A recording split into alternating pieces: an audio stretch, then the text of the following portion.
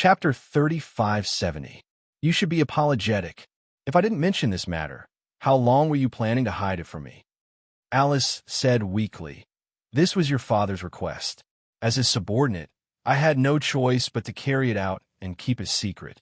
Now that I've told you this secret, I've already broken the rules. Gong Jie clenched his fists and trembled in anger. Why did he do that? He really could not understand. What was the meaning of Gong Xiaoying doing this? He intends to use Yu to deal with Shengyu. Deal with Shengyu? Gong Jie's eyes were filled with shock. He knew that his father hated Mu Yaja to the core, but he did not expect him to be so cruel as to use an innocent child to deal with Shengyu. When the time comes, when Yu deals with Shengyu, he'll use this as a threat to make Yun Shishir return to the Gong family. Doesn't he think that he's being cruel? Jia, Alice said calmly. Do you think that with your father's status, he's in a high position and no one has ever dared to go against his words? In his mind, there are no rules about right or wrong. In his mind, he doesn't care who's right or wrong. No one can stop him from getting what he wants. He loves Yu, but in his mind, he doesn't think that it's a mistake for his grandson to return to the Gong family. However, if he doesn't use this method, he won't be able to keep anyone, whether it's Yun Shishir or Yin Tianyu. He feels lonely, but other than power, he has no other means to get his daughter back. When love reached the depths, in a certain aspect, this love would change its form and flavor. Gong Xiaoying was wrong, but Alice understood. Gong Xiaoying was hateful, but he was also pitiful. Yu is the most pitiful one, Gong Jie said. He didn't have any choice and had his memory cruelly erased by you. Do you know who is the most important person in his life? Alice didn't make a sound. His mother, Gong Jie continued. He regarded Shishir as more important than his own life. Erasing his memory is even more cruel than killing him. Alice was so shocked that she almost suffocated. Indeed, ever since Yu's memory was erased, he had become a completely different person. He was a true devil. If Shishir saw this, she would be very sad. Gong Jie didn't even know how to mention it to him. I want to see him. Gong Jie suddenly said, Let me see him. You can't see him. Your father protected him very well, because he was worried that you would bring him back. Still, even without Gong Xiaoying's interference, the current Yu may not be willing to leave with you if you want to take him away. Gong Jie smiled. I know. Then, so if I borrow you, maybe you can see him. Alice was stunned. She immediately understood what Gong Jie was referring to. I've been investigating your recent whereabouts. You disappear for a period of time in the middle of every month. I'm guessing that you must have gone to the island during this period. Alice did not say a word. Gong Jie held her hand tightly. Bring me to him, Alice. Chapter 3571. She looked up and said calmly, Okay, I'll take you there. However, you need to be prepared. At least, when you board the ship, you can't reveal that you're the crown prince of the Gong family. There were still more than 10 days until the middle of the month. Gong Jie and Mu Yaja had a video call over the ocean. When Gong Jie found out about this, he said that he had confirmed that Mu Yaja was Yu and that Alice would bring him to see him in the middle of the month. Mu Yaja expressed that he wanted to go too. Gong Jie laughed. Brother-in-law, don't joke around. You're the most dangerous person in Hurricane. You can't even get on the ship. Mu Yaja raised his eyebrows. Okay, it's fine if I don't go. However, if Xiaoqin goes, it shouldn't be a problem. Gong Jie immediately understood what Mu Yaja meant. He frowned and thought about it carefully. I understand your plan. Okay, then I'll send Xiaoqin to your place 3 days in advance. Okay. After ending the video call, Mu Yaja stood up from a desk. After hesitating for a long time, he finally decided to mention this matter to Yin Shishir. Yin Shishir was reading a script in the bedroom. Mu Yaja pushed the door open, gently knocked on the door, and walked into the room. When she heard the sound, she looked up. When she saw him walking in with a serious expression, she became very nervous. What happened? Mu Yaja sat on the side of the bed silently. He crossed his legs elegantly and said in a deep voice, There's something I want to tell you. However, you have to stay calm. Don't be nervous and don't get agitated. Okay? Yin Shishir laughed. Why are you so serious? What's the matter? Don't worry, I won't get agitated. Muyaja smiled and stroked her hair gently. Yu. Just the name that escaped from his thin lips made her face turn ghastly pale. Ever since Yu went missing, this name had become an unspeakable pain in her heart. At the mention of this name, Yin Shishi's heart ached. Why? Did you mention him? Yu is not dead yet. Yin Shishi couldn't react for a moment. It was only after she had a hard time separating the 5 words from each other and repeatedly comprehending them that she was stunned and suffocated. He's not dead. Yin Shishi immediately sat up and stared at Muyaja in disbelief. Is this true? Don't lie to me. It wasn't easy for her to pull herself out of despair. Now, she couldn't take a second blow. Muyaja's lips curled into a smile. Do you think I'll joke about this? Xiao Jie was the one who told me that Yu is not dead. He's not dead. Then where is he? At the Gong residence. Yin Shishi's expression froze at once. He was hidden by your father. He changed his name and disappeared without a trace. It's impossible. Yin Shishi smiled weakly. Could you be mistaken? Yu is at the Gong residence, but it's been so long. Why hasn't he returned home? He was hypnotized and lost all his memories. He even forgot his own name. Muyaja continued. He also forgot about you, forgot about me, forgot about Xiao Qin, forgot about Yue Yao. Yin Shishi gasped and shook her head in disbelief. I don't believe it. How could he have lost his memories? This was something that only appeared in movies, but it actually happened to her. It was unbelievable. Chapter 3572. Listen, Shishi. I'm just letting you know about this, but you have to stay calm. Don't think too much. Leave this to me. I can handle it. But Muyaja held her shoulders and asked seriously, do you trust me? Yin Shishi looked into his eyes and was silent for a long time. Then she suddenly said, of course. You're my husband. How can I not trust you? She hugged him tightly. She didn't know whether to be happy or worried about this news. Her eyes were a little red. She was happy that Yu was still alive. As long as he was still alive, it was a blessing in disguise. However, she was worried that she didn't know when Yu would be able to come home. Yin Shishi walked into the baby's room. Yue Yao was lying in the crib, fast asleep. There was a small night light above the crib. It was soft but not glaring. It shone on Yue Yao's tender little face, which was as tender as white jade. Yue Yao would be 2 years old in a few months' time. She wondered if Yu would be able to come home on that day. Yin Shishi looked at Yue Yao's neck. There was a necklace around her neck. It was made by Xiao Qin. During the accident, Xiao Qin had been holding tightly onto the 2 purple crystals that Yu had given him. He made 2 necklaces. One was for himself, and the other was for Yao's neck as a memento. After Yu's accident, Xiao Qin had matured overnight. He had transformed from his childish self into a mature big brother. Xiao Qin dreamed of Yu. Yu said to him, when I'm not around, you have to take good care of Mommy and Yue Yao. He had always engraved these words in his heart. Xiao Qin believed that Yu was definitely still alive. The telepathy between the Gemini twins told him that Yu wasn't dead, but he didn't know where he was. However, his ability was limited. He didn't know how to search, but he never gave up. Yin Shishi smiled. Yue Yao, I remember that the first word you learned to say was brother. You really want Yu to come back, don't you? Yu Yao's eyes were tightly shut, but her pink lips were slightly curled up. She was clearly having a sweet dream. Xiao Qin stood at the door, but did not enter. Instead, he quietly leaned against the door and looked at his mother, who was squatting by the crib and talking to Yue Yao with a gentle expression. He smiled. Muyaja had already told him about this. When he found out that Yu was still alive, he was both surprised and not surprised at the same time. His daddy said that Gong Jie would bring him to see Yu in the middle of the next month. At the same time, he also gave him a very important task. Gong Jie would think of a way to bring Yu back. Xiao Qin would stay on the island as Gong Fan and replace Gong Fan for the time being. Xiao Qin gladly agreed. Even if he was trapped on the island, he still had a way to come back. However, he was more worried. If Yu was brought back, would he be able to regain his memory?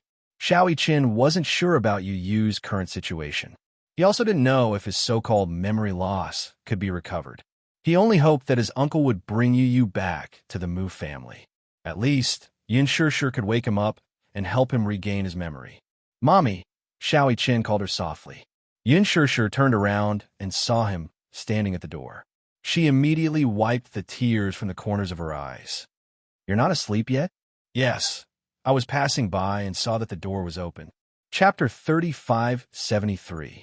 In the middle of every month, Gong Fan would return to Ashland Island with Lisa. The medication that Alice had concocted could only last for about 30 days. She had to renew the medication every month. His sleep condition was very bad. He had insomnia, many dreams, and nightmares. His mental strength was also very weak. If not for the special sleeping pills that Alice had concocted, it would be very difficult for him to fall asleep peacefully. Other than that, his body also needed regular checkups. He returned to Ashland Island before the middle of the month. Just as he returned to the island, Lisa received a call from Alice. Alice said that she would arrive at the island early the next morning. Lisa could not help but feel a little suspicious. Originally, Alice would arrive on the 15th of every month. Tomorrow was the 12th. What was going on? Alice explained that there was a new batch of medication that had been improved and would replace the previous batch. Lisa no longer doubted him after hearing that. Before this, Xiao Chen had already disguised himself and sneaked onto the ship that was heading to Ashland Island. It would take an entire night to reach Ashland Island from the hurricane headquarters. Alice's makeup skills were top-notch. She applied makeup on Gong Jie and Xiao Chen and easily fooled them. After all, with Alice's face, she would not be put in a difficult position. She lied and said that Gong Jie and Xiao Chen were her assistants. Gong Jie was still all right. He used a wig to replace his original silver hair. This made it very difficult for people to recognize him. Xiao Chen, on the other hand, was much more aggrieved. He was not considered short for his age. He was about 1.5 meters tall, which was already considered very tall. However, it was still difficult for him to disguise himself as an adult man. Hence, Alice put on a woman's wig for him. He wore a white lab coat and put on some rouge. He was already very good-looking and had the unique aura of a young man. After a little makeup, he really looked like a young woman. After spending a night on the ship, Alice instructed him to do some things. First, if there were no accidents, Xiao Chen would have to stay on Ashland Island for a month. She would think of a way to cover for him to leave the island the next month. Gong Jie was a little worried. He was not worried that Xiao Chen's identity would be exposed. It was just that there would be no one else on the island for a month. Other than the maids, there would not even be a playmate. Given Xiao Chen's personality, would he be too lonely? Little Chen, on the other hand, did not mind. Even though he might have to be separated from his parents and sister for a month, he was willing to do it in exchange for Yu's return, even if he had to pay a heavier price than this. The ship docked at the harbor. Lisa stood at the harbor to welcome them. However, when she saw Gong Jie and Xiao Chen behind Alice, her eyes suddenly flashed fiercely. She frowned slightly, obviously sensing that something was amiss. After a moment of surprise, she did not show any suspicion. She only said in a cold tone, "Alice, you're here." In the hurricane headquarters, there was no distinction of seniority. Hence, Lisa had always called Alice by her name. Alice smiled at her. "Is he awake?" "Yes, he's awake. He's reading in the study," Lisa said. Her tone was calm and emotionless, like an emotionless machine. Xiao Chen could not help but look at her again. Chapter 3574. However, Xiao Chen could only lament and didn't reveal his emotions. He followed closely behind Alice, lowered his head, and quietly walked into the castle. Would he be able to see Yu soon? Xiao Chen suddenly felt extremely excited. When he thought of this, he couldn't help but feel uneasy. He didn't know how Yu had changed after not seeing Yu for more than a year. Had he grown taller? Was he still as skinny as before? Would he recognize him when they met? Xiao Chen clenched his fists tightly, only to feel his palms full of cold sweat. The castle was huge.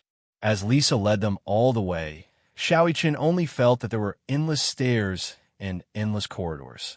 Finally, after walking for a very long time, Lisa stopped in front of the door and said in a deep voice, "Young master is in his room. You can go in directly." Alice pushed open the door and walked in naturally. Gong Jie followed closely behind. Just as Xiao Chen was about to step in, he inexplicably felt Lisa's gaze on him, as if she was secretly examining him. He followed her gaze and sized her up, only to see that she was coldly sizing him up.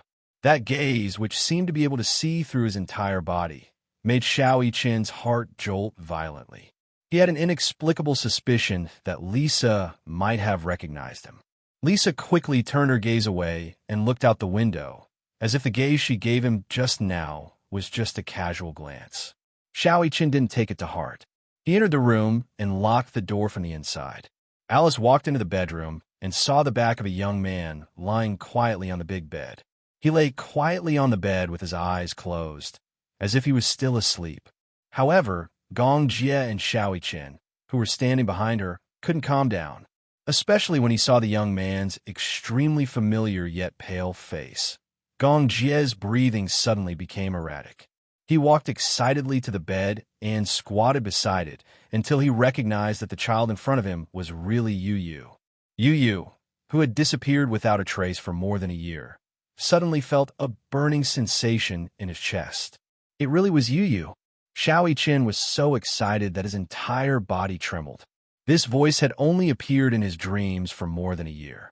Now that he finally saw it in real life, he couldn't even tell if this was reality or a dream. Gong Jie couldn't help but reach out and cup Yu Yu's little face. However, the moment he touched his face, the young man on the bed suddenly woke up. He suddenly opened his cold eyes, and his pupils contracted. When he recognized the unfamiliar man in front of him, he sat up in shock and coldly swatted his hand away. There was a loud smack. He swatted Gong Jie's hand away expressionlessly and asked coldly, "Who are you?" Gong Jie was about to step forward when Alice immediately stopped him. She said to Yu Yu, "Young master, these two are the assistants I brought over. He was taking your temperature just now." The young man frowned but didn't say anything. He only glanced at Gong Jie and Xiao Chen cautiously. Xiao Chen saw Yu Yu's cold and indifferent gaze land on him. He scrutinized him for a long time before he finally looked away coldly. It was obvious that he didn't pay much attention to him. At the same time, this also meant that Yu Yu had really forgotten about him. Perhaps he didn't feel anything when he was asleep, but when he woke up, Xiao Chen suddenly realized that Yu Yu had really changed. He had become especially unfamiliar. Chapter 3575. Alice pretended to be normal as she walked over. As usual, she started a series of tests on him, including measuring his blood pressure and temperature. Yu Yu was very obedient. He allowed her to use all sorts of instruments to measure his body. However, his expression was indifferent, as if it was just a routine. Seeing that he was so calm, Alice couldn't help but ask, "Do you still have palpitations recently?" Occasionally. He was a man of few words. If he could describe something with one word, he would definitely be stingy. He didn't speak often. Probably, other than him, no one else could live on this isolated island for a few months without breaking down. Humans were social animals. They were used to living in groups and isolated from society. Yi only had Lisa by his side. However, both of them were quiet and didn't speak often. Occasionally, Lisa would deliberately talk to him, but Yi would only use a few words to end the conversation. In the past, Yi was naturally introverted. However, because of Ensure, he was still considered cheerful. However, under hypnosis, the second personality destroyed the first personality. As a result, the second personality completely took over. Today, Yu Yu was more like a walking corpse. Xiao Chen's heart ached so much that he was about to suffocate. When he thought about how lonely Yu Yu had been for the past year, he felt as if a knife was being twisted in his heart. For some reason, he hated Gong Xiaoying even more. Gong Jie pulled Xiao Chen behind him and reminded him, "Are you ready? Can you hold on for a month?" Xiao Chen nodded and said firmly, "Uncle, don't worry. It's only a month. I can still hold on." Gong Jie said coldly, "I'm just afraid that when the time comes, you won't be able to think about Mommy and Yue Yao until you cry and snot." Xiao Chen pouted. "Can't I think about them, even if I can't see them?" Alice glanced at them and suddenly took out a medicine box. She took out a syringe, opened a medicine bottle, and sucked the medicine into the syringe. According to the plan, she injected Yu with tranquilizers and sleeping pills in place of the original injection. Then, she disguised him as Xiao Chen and took him away without anyone knowing. Then, he asked Xiao Chen to stay behind to replace Yu. There were not many people on the island who were close to Yu, so normally no one would notice. Even Lisa could not tell the difference between Xiao Chen and Yu. Alice held Yu's arm. Just as she was about to inject him, Yu caught a glimpse of the medicine bottle and was shocked to see the table of elements on the bottle. He immediately pushed her needle away. The syringe fell to the ground with a loud thud, and a few drops of medicine spilled out. Alice stared in shock. Yu asked coldly, "What medicine is this?" "This is the medicine that I've been injecting you with before." Yu narrowed his eyes and said mockingly, "The table of elements on the medicine bottle is not what it used to be." He was very observant. In the past, whenever Alice injected him with medicine, he would observe the table of elements on the medicine bottle. Now, the medicine that Alice was about to inject was obviously not the same medicine as before. Moreover, she had brought 2 suspicious people with her this time. In an instant, he became even more vigilant. Yu suddenly opened his mouth and was about to ask Lisa to come in when Gong Jie rushed over and covered his mouth tightly. He warned, "Don't make a sound." Chapter 3576. Yu sized him up coldly. He struggled fiercely, trying to break free from Gong Yichen's grip. Gong Jie saw that he was struggling fiercely, so he used his hand like a knife and slashed the back of his neck. Yu's eyelids fluttered, and he fainted on the bed. Alice was dumbfounded. Xiao Chen was so shocked that he couldn't close his mouth. He ran to the bed and carried Yu. He opened his eyelids and saw that he had really fainted. He was shocked. "Uncle, you're so cruel. You're so cruel to your own nephew." Gong Jie held his forehead and said with a headache, "I didn't do it on purpose. I didn't use too much strength. He won't die. He just fainted. If you used more strength, Yu's neck would have been broken, okay?" Xiao Chen said angrily. Gong Jie was as strong as 3 adults, and he still had the cheek to say that he didn't use too much strength. If he used more strength, he would have killed him.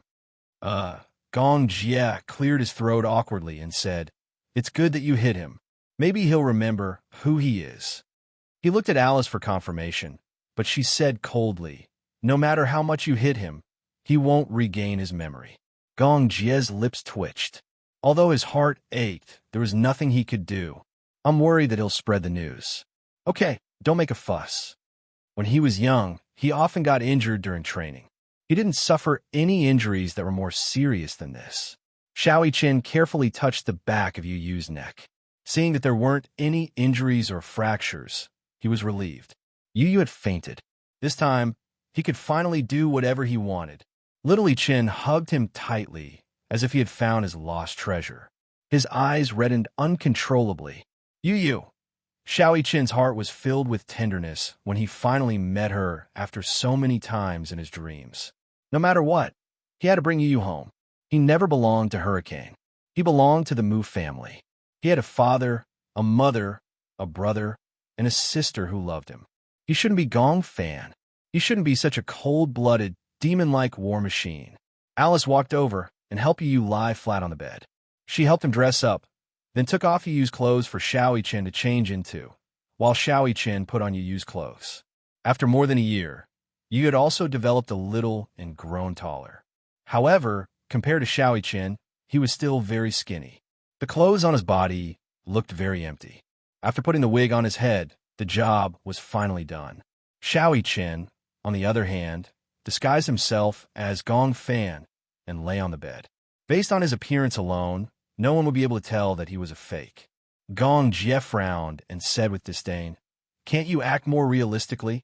"How?" "Make your expression cold and your gaze fierce." Xiao Chen immediately put on a straight face.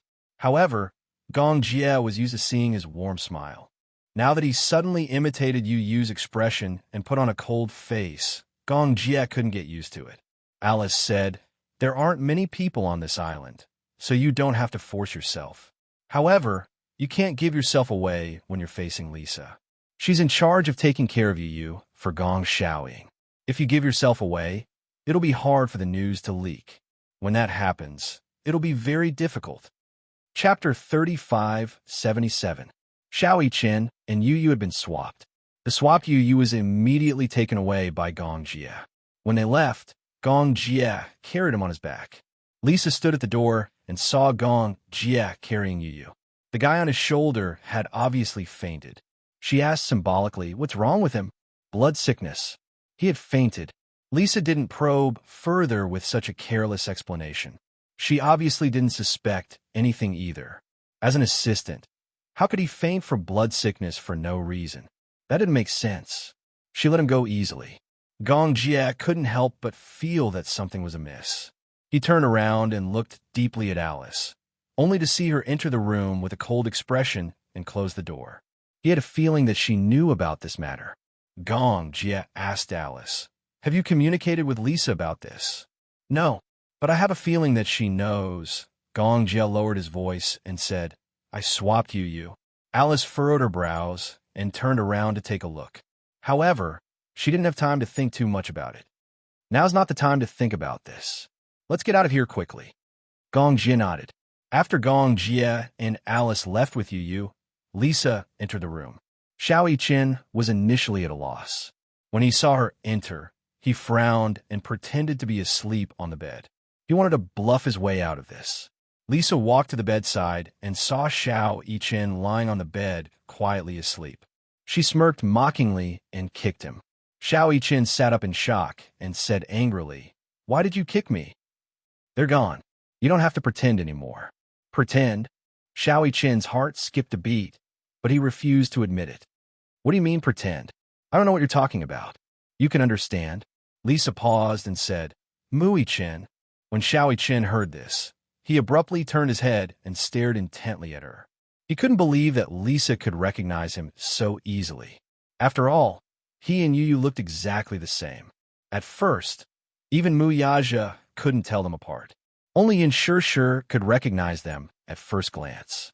How could Lisa tell at a glance that he wasn't Yu? She could even tell that he was pretending to be asleep. What a sharp gaze. Lisa pursed her lips coldly, apparently knowing what he was thinking.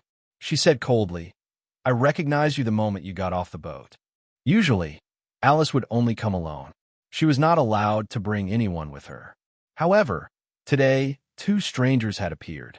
Even though Gong Jie and Xiao Yiqin were in disguise and no one could recognize them, it didn't mean that she wasn't observant. She used to be Gong Jie's maid, so how could she not recognize him? Xiao Yiqin had the same face as Yu, so how could she not recognize him? No matter how he disguised himself, it was difficult to change his facial features. She knew very well that they were here to take Yu away. However, she turned a blind eye and did not stop them. With her ability, she was fully capable of stopping them. However, she didn't. Xiao Yiqin's heart skipped a beat. He was so nervous that he broke out in a cold sweat. He was worried that Lisa would ignore Yu if she knew about this. Lisa smiled and said, "Don't worry, I'll just pretend that I don't know about this. From now on, you're Gong Fan. As long as you play your role well and don't let anyone recognize you, I won't make things difficult for you." Chapter 3578. Why did she do that? Her job was to protect Yu, but in reality, she was a spy that Gong Xiaoying had placed around him to keep an eye on him. This was her job, but she didn't fulfill it. She even let Yu go on purpose. Why did she do that? There's no reason. Lisa couldn't be bothered to explain further. "I'm guessing that Alice will report to Gong Xiaoying that you're unwell. You don't have to go anywhere except here. You just have to stay here quietly. Remember, don't talk too much." After she finished speaking, she turned around and left the room swiftly. Xiao Yiqin leaned against the headboard in a daze. For a moment, his mind was in a mess. When Yu woke up, he was in a high-class cabin. He sat up and realized that he was on a huge bed. Just as he sat up, he heard a man's elegant voice beside him. "You're finally awake?" Before Yu could react, Gong Jie pounced on him. He hugged his head and rubbed his face. "Yu, Uncle missed you so much." Yu frowned and instinctively reached out to push him away. "So disgusting. So mushy." Yu said coldly, "Let go of me." However, Gong Jie didn't let go of him. Instead, he cupped his face and planted a kiss on his cheek. Get lost. Yu instinctively pushed his face away and distanced himself from him. Immediately, he reached out and rubbed the spot where Gong Jia had kissed him. His eyes were filled with disgust. Who was this man? He actually kissed him. Yu looked up angrily and glared at Gong Jia. What are you doing? Kissing my biological nephew. Biological nephew? Yu narrowed his eyes dangerously and asked suspiciously, Who are you? Gong Jia said pitifully. Yu, don't tell me you don't even recognize your biological uncle? I'm your uncle, Gong Jia. Gong Jia? Yu coldly spat out 3 words. I don't know you. He wiped the spot where Gong Jia had kissed him. Then, he rubbed his hand on the bedsheet forcefully. Gong Jia was traumatized when he saw this. You think I'm dirty, yes? It's dirty, he admitted bluntly in a cold-blooded tone. Gong Jia was speechless. Gong Jia. He really wanted to beat him. In the past, he had never felt that this fellow deserved a beating. Gong Jia inched closer to him and asked angrily, You really don't recognize me? Should I know you? Gong Jia pursed his lips and comforted him. It's okay if you don't recognize me. Anyway, it's good that you're still alive. Your mommy knows you're still alive. She's waiting for you at home. Mommy, this word actually caused a slight ripple to appear in his ice-cold heart. Even though he quickly regained his deathly stillness, only this word caused him to become slightly absent-minded. In an unfamiliar environment, he was surprisingly calm. He asked, Where are you taking me? Although the Gong Jia sitting in front of him had an overbearing aura, Yu's aura was not suppressed at all. Such a thin body seemed to be brewing an extraordinary aura. It was frightening. He had really changed. Chapter 35:79. Looking out of the window, Yu saw the sea. He knew that he was now traveling on the sea, which was no different from a cage on the sea. It was difficult for him to escape, and he was destined to be unable to escape from this man's control. Since he was already here, he might as well take things as they came. Yu lay down on the bed quietly and said coldly, You don't have to watch over me. I can't escape anyway. Gong Jia widened his eyes in surprise. He was surprised by his calmness. However, he quickly smiled and stood up. Have a good rest today. You'll go home tomorrow. He left the room after he finished speaking. After the door was closed, Yu closed his eyes and fell asleep. At the same time, in the Mu residence, Yun Shishir was restless. She tossed and turned in bed when she returned to her room. She could not sleep well and felt uneasy. Gong Jia sent her a message saying that he was on his way back with Yu and asked her not to worry. However, she was nervous, agitated, and uneasy. She was worried about Yu, but she was even more worried about Xiao Chen. Would he be lonely on the island alone? Initially, she did not agree to this plan no matter what. Yu was back, but what about Xiao Chen? Was he going to replace Yu and stay on the island forever? She heard that there was nothing on the island except for a huge castle. It was almost isolated from the rest of the world. Wouldn't Xiao Chen feel lonely? Yun Shishir's heart ached when she imagined Xiao Chen being left alone on the island. However, she also felt that it was unfair to Xiao Chen. She also felt that Mu Yaja was heartless. However, Xiao Chen said that he was only going to replace Yu temporarily. It did not mean that he would never return. The most important thing now was to bring Yu back and recover his memory as soon as possible. After that, everything would be easier.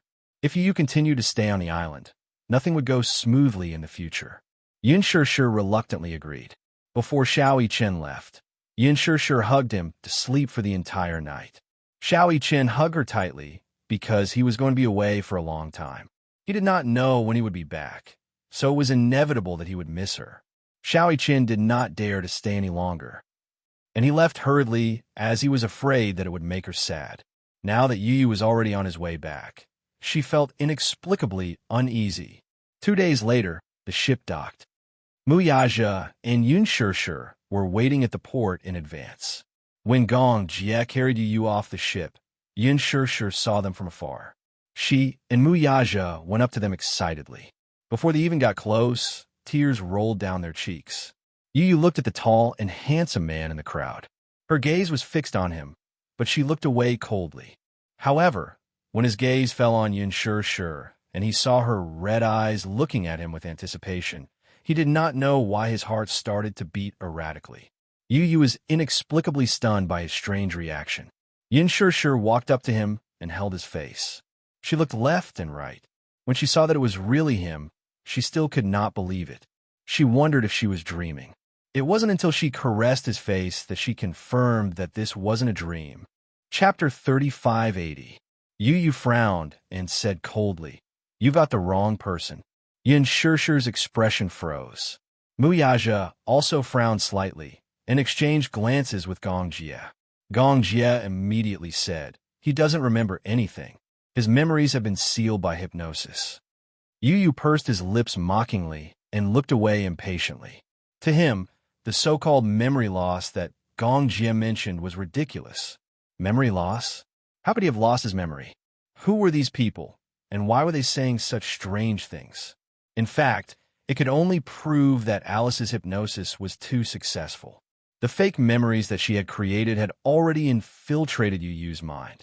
The memories that she had fabricated made Yu really believe that he had grown up in the Gong family, and that he was Gong Fan and not Yu.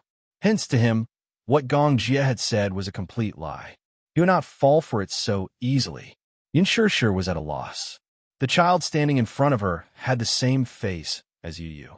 Whether it was his exquisite eyes or his handsome features, they were all so familiar. In the past year, he had not appeared in her dreams countless times, but he was out of her reach. However, now that the living Yu had really returned, he was so unfamiliar. The Yu who used to pester her and call her dearest mommy seemed like he would never return. Yin Shi's heart was filled with disappointment. She was extremely upset as tears fell one after another onto his shoulders. She was heartbroken. Yu saw her tears and felt annoyed.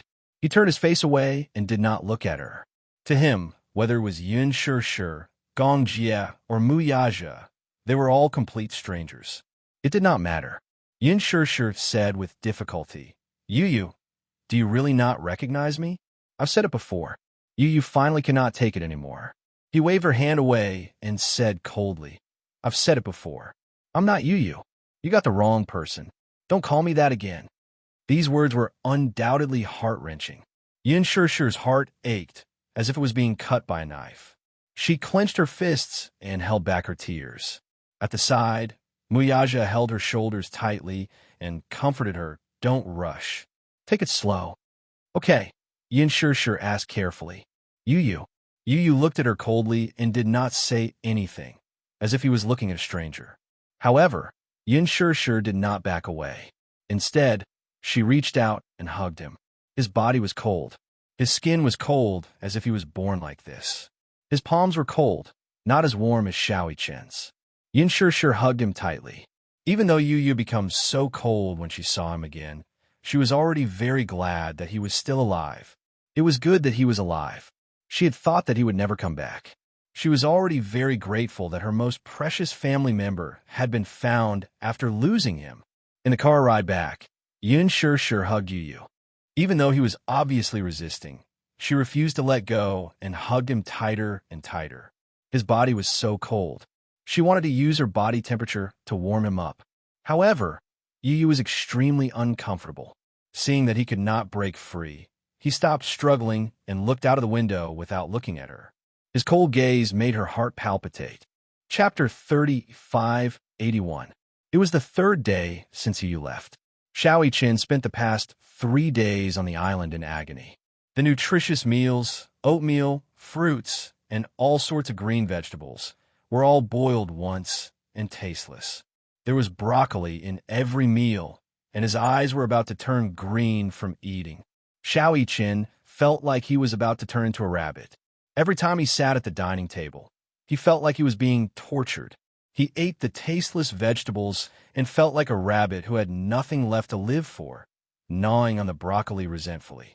The problem was that there were so many vegetables, but where was the meat? There was no meat at all. It was no wonder that Yu had become so thin after disappearing for more than a year. God, how could he not be thin? According to Alice's explanation, it was necessary to control the intake of protein due to certain drugs. But it couldn't be that there was no protein at all, right? The worst thing was that there was no rice, no rice, no rice. The most tragic thing needed to be emphasized thrice. Xiao Chen's stomach was as big as a cow's, and he ate at least 2 bowls of rice per meal. However, there were only side dishes and no rice. Finally, after countless nutritious meals were served, Xiao Chen's body swayed, and he was on the verge of collapsing. He was so hungry that he felt dizzy. Finally, with a plop, he fell head first into the plate of rice. Meat, meat, Xiao Chen had a dream. He felt like he was looking at a huge piece of steak that had arms and legs and was running in front of him. As soon as he saw the meat, his eyes turned red. Drooling, he chased after them madly. Just as he was about to grab the meat, Lisa slapped him and woke him up. When Xiao Chen woke up, he realized that he was in Lisa's arms. He didn't know when, but his saliva had dripped on her chest. Lisa's face turned green. She said coldly, "You can talk in your sleep?" Xiao Chen blinked in shock. He furrowed his brows and asked in confusion, "What did I just say?" Roa. Lisa said strangely, "It's a name." Xiao Chen pondered for a moment and scratched his head. I dreamt of a piece of meat running in front of me." Lisa's eyes darkened. What? Did his flesh grow legs? Could his dream be any more absurd? Xiao Chen asked, "Why did I faint?" Lisa said coldly, "Low blood sugar." Low blood sugar. Xiao Chen sobbed. "I was healthy when I came here, but I've been starved to the point of hypoglycemia." Lisa rolled her eyes. "Who asked you to eat so much?" "I haven't eaten meat in days. On the way here, because they were on the ship, the food was not very good. Originally, they thought that they would be able to eat to their heart's content, but in the end, what greeted them was green food." He was starving to the point of lovesickness. He really wanted to know how Yu had survived the past year. If he doesn't eat meat, won't Yu suffer from hypoglycemia? The medicine that Alice prescribed will help him replenish the effects he needs. It was rare for Lisa to speak so much. She glanced at him in disdain. "Are you awake? Can you get up and walk?" I'm starving to death." Xiao Chen said pitifully, "I want to eat meat." "Do you eat human meat?" Lisa asked. Xiao Chen looked at her in disdain. She was so skinny from head to toe. What was there to eat? Chapter 3582. They looked like 2 small steam buns. Xiao Chen's face suddenly flushed red. Lisa glanced at him and looked at his expression. She then followed his gaze, and it landed on her chest. No matter how stupid she was, she could tell that he was staring at her chest. Lisa's face darkened. Suddenly, she released her grip on Xiao Chen, causing him to lose his balance and fall to the ground with a loud thud. "Pervert!" Lisa scolded him coldly. Stepping over him, she went back to her room. Xiao Chen sat up from the ground and rubbed his butt in pain. Feeling wronged, he said, "What? It hurts." Why wasn't she gentle at all? He saw that she was very respectful and gentle to Yu. It wasn't fair. Xiao Chen nimbly got up from the ground and chased after Lisa. He muttered behind her, "Why are you so gentle to Yu, but so violent to me?" Lisa rolled her eyes expressionlessly and ignored him. "Hey, since I'm replacing Yu now, you should treat me as Yu too. Be gentler." Lisa suddenly stopped in her tracks and turned around calmly. She looked at him meaningfully and said in a mocking tone, "Are you as smart as Yu? Are you as obedient as Yu? Yu isn't as perverted as you." As she said this, she glared coldly at Xiao Chen and said coldly, "Mui Chen, I'm warning you. If you stare at me again." Lisa instinctively covered her chest with her hands and said with an ashen face, "Keep your eyes to yourself. If you keep looking, I'll dig your eyes out." After Lisa finished speaking, she walked away. Xiao Chen watched her leave in shock. He couldn't help but lament how violent. Even though Xiao Chen was very resistant to green vegetables, he could only pretend to be calm and silently eat grass in order not to expose his identity. After 4 days, Xiao Chen finally couldn't take it anymore. He started a hunger strike and insisted on eating meat. Lisa had no choice but to order the chef to prepare steak in the name of wanting to eat meat. At night, Little Chen lay in bed, clutching his growling stomach as he tossed and turned. He was so hungry that he could not fall asleep no matter how hard he tried. The lights suddenly came on. Lisa turned on the lights and walked in with a tray of food. At first, Xiao Yiqin was sleepy and was about to fall asleep when he suddenly smelled an alluring aroma. He jumped up from the bed like a carp. He sniffed in the direction of the aroma. Lisa walked to the bed with a tray and said expressionlessly, "Get up and eat." Xiao Yiqin moved closer. When he saw the steak on the plate, his eyes lit up. "Meat! Meat!" Xiao Yiqin was like a heretic from a cult as he sat upright and devoutly. Lisa picked up the food from the bed and placed a tray in front of him. Like a gust of wind, he devoured the large piece of steak in a matter of minutes. Lisa was dumbfounded. She stared blankly at the knife and fork in his hand, looking as if he still wasn't hungry. She asked eagerly, "Is there more? Are you a pig?" Lisa said angrily, "Even pigs don't eat as much as you." Xiao Yiqin said pitifully, "I've been hungry for a few days. This bit of meat isn't even enough to fill the gaps between my teeth." Chapter 3583. Half an hour later, Lisa walked in with another tray. Other than steak, there were cheeseburgers, ham, and sugar eggs. Lisa walked into the kitchen and told the chef, "I'm still hungry. Fry another steak for me." The chef stared at her in shock. It was as though she was a mutated monster. You couldn't eat meat, and the nutritious meals were all vegetarian. They couldn't eat any protein or fat, so it would be suspicious if Xiao Yiqin wanted to eat meat. Hence, Lisa braced herself and said that she wanted to eat. Alas, her appetite was pitifully small and was not even 1/6 of little Yiqin's. Hence, when she mentioned that she wanted to have another serving of steak, the chefs looked at her as if they had seen a ghost. "Last meal. There's no more," Lisa warned. Xiao Yiqin nodded like he was pounding garlic. He wolfed down the steak and digested the rest of the food. Only then did he feel a little full. He was so touched that he wanted to cry. Xiao Yiqin licked the black pepper sauce on his knife and fork, still craving for more. Lisa sized him up coldly. This guy didn't look like an aristocrat at all. Instead, he looked like a starving refugee. "The way you eat isn't elegant at all." "Bad review." Xiao Yiqin's lips twitched. He retorted, "A full man doesn't know the suffering of a starving man. Try starving yourself." "How rare. You didn't even know how to do idioms and basic arithmetic in the past." "It's been a while, but you've improved," Xiao Yiqin said indignantly. "Who says I don't know how to do arithmetic? Give me the questions, and I'll show you." Lisa mocked. "Do you think I'm as childish as you? I don't think you know how to do arithmetic either." Xiao Yiqin sized her up with contempt.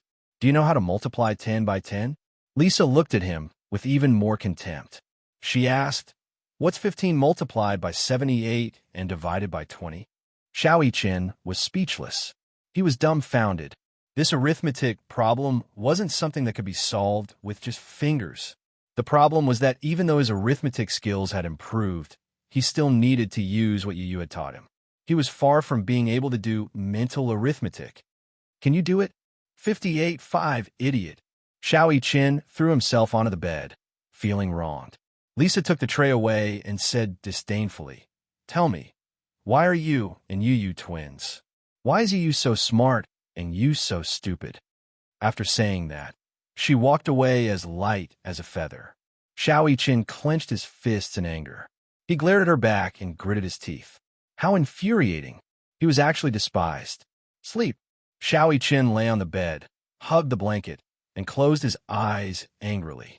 However, Lisa's disdainful gaze kept flashing through his mind. "Idiot, idiot, idiot," the demonic voice kept repeating in his ears.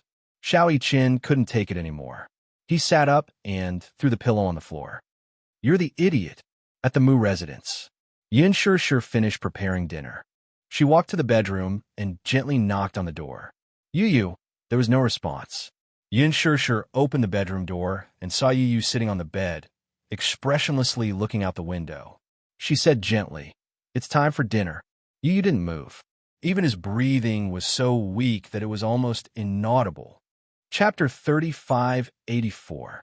Seeing that he didn't respond, Yin Sure walked into the room and closed the door slowly.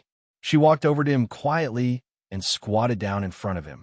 However, she saw that his eyes were as still as a pool of stagnant water. There was no sign of life. Yin Sure's heart ached terribly. She couldn't help but lift her hand, wanting to caress his face. However, Yu narrowed his eyes and slapped her hand away in disgust. It was a loud slap. The back of her hand was slapped to the side by him. There should be a limit to your wishful thinking. Yu glanced at her coldly. Wherever his gaze landed, it was as if frost had struck. Yin Shirshir could only feel that pair of cold eyes landing on her face. Every inch of her skin was about to be frozen into ice. Every time she saw his cold expression, Yin Shirshir's heart felt like it was being stabbed. How did he become like this?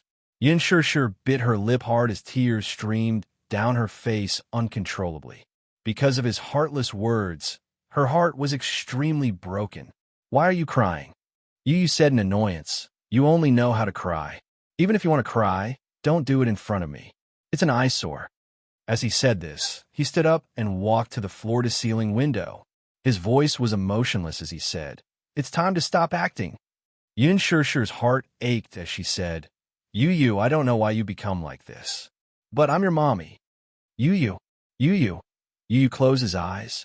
Finally, he turned around impatiently and said coldly, "Don't call me by that damn name again." Damn it. When Yin Shirshir heard this, she felt as if she had been hit hard. It was undoubtedly heart-wrenching. Yu, that was his name. He had said before that no matter what, he would never change his name or his surname. His surname was Yun, and his name was Tianyu. His surname was Yun, and his name was Yu. This was the name his mommy had given him, and he cherished it very much. But now, Yu was coldly saying that it was a damn name. Yin Shirshir felt as if a knife was being twisted in her heart. Yaya. Outside the door, a childish voice suddenly sounded. Yin Shirshir looked up and saw that the door was suddenly open from the outside. Muyaja was standing at the door, holding the pink little Yueyao in his arms. Gong Jia said softly beside him. Yueyao kept calling for her brother. Muyaja walked in with Yueyao in his arms. When the little Yueyao saw Yin Shirshir, she immediately opened her arms and babbled, asking for a hug. Yin Shirshir took Yueyao from Muyaja's arms.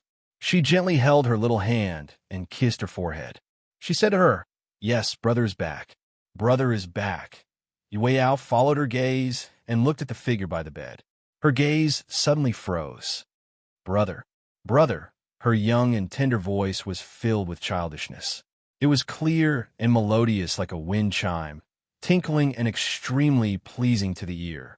Yu looked back and saw the little fellow in Yin Shirshir's arms.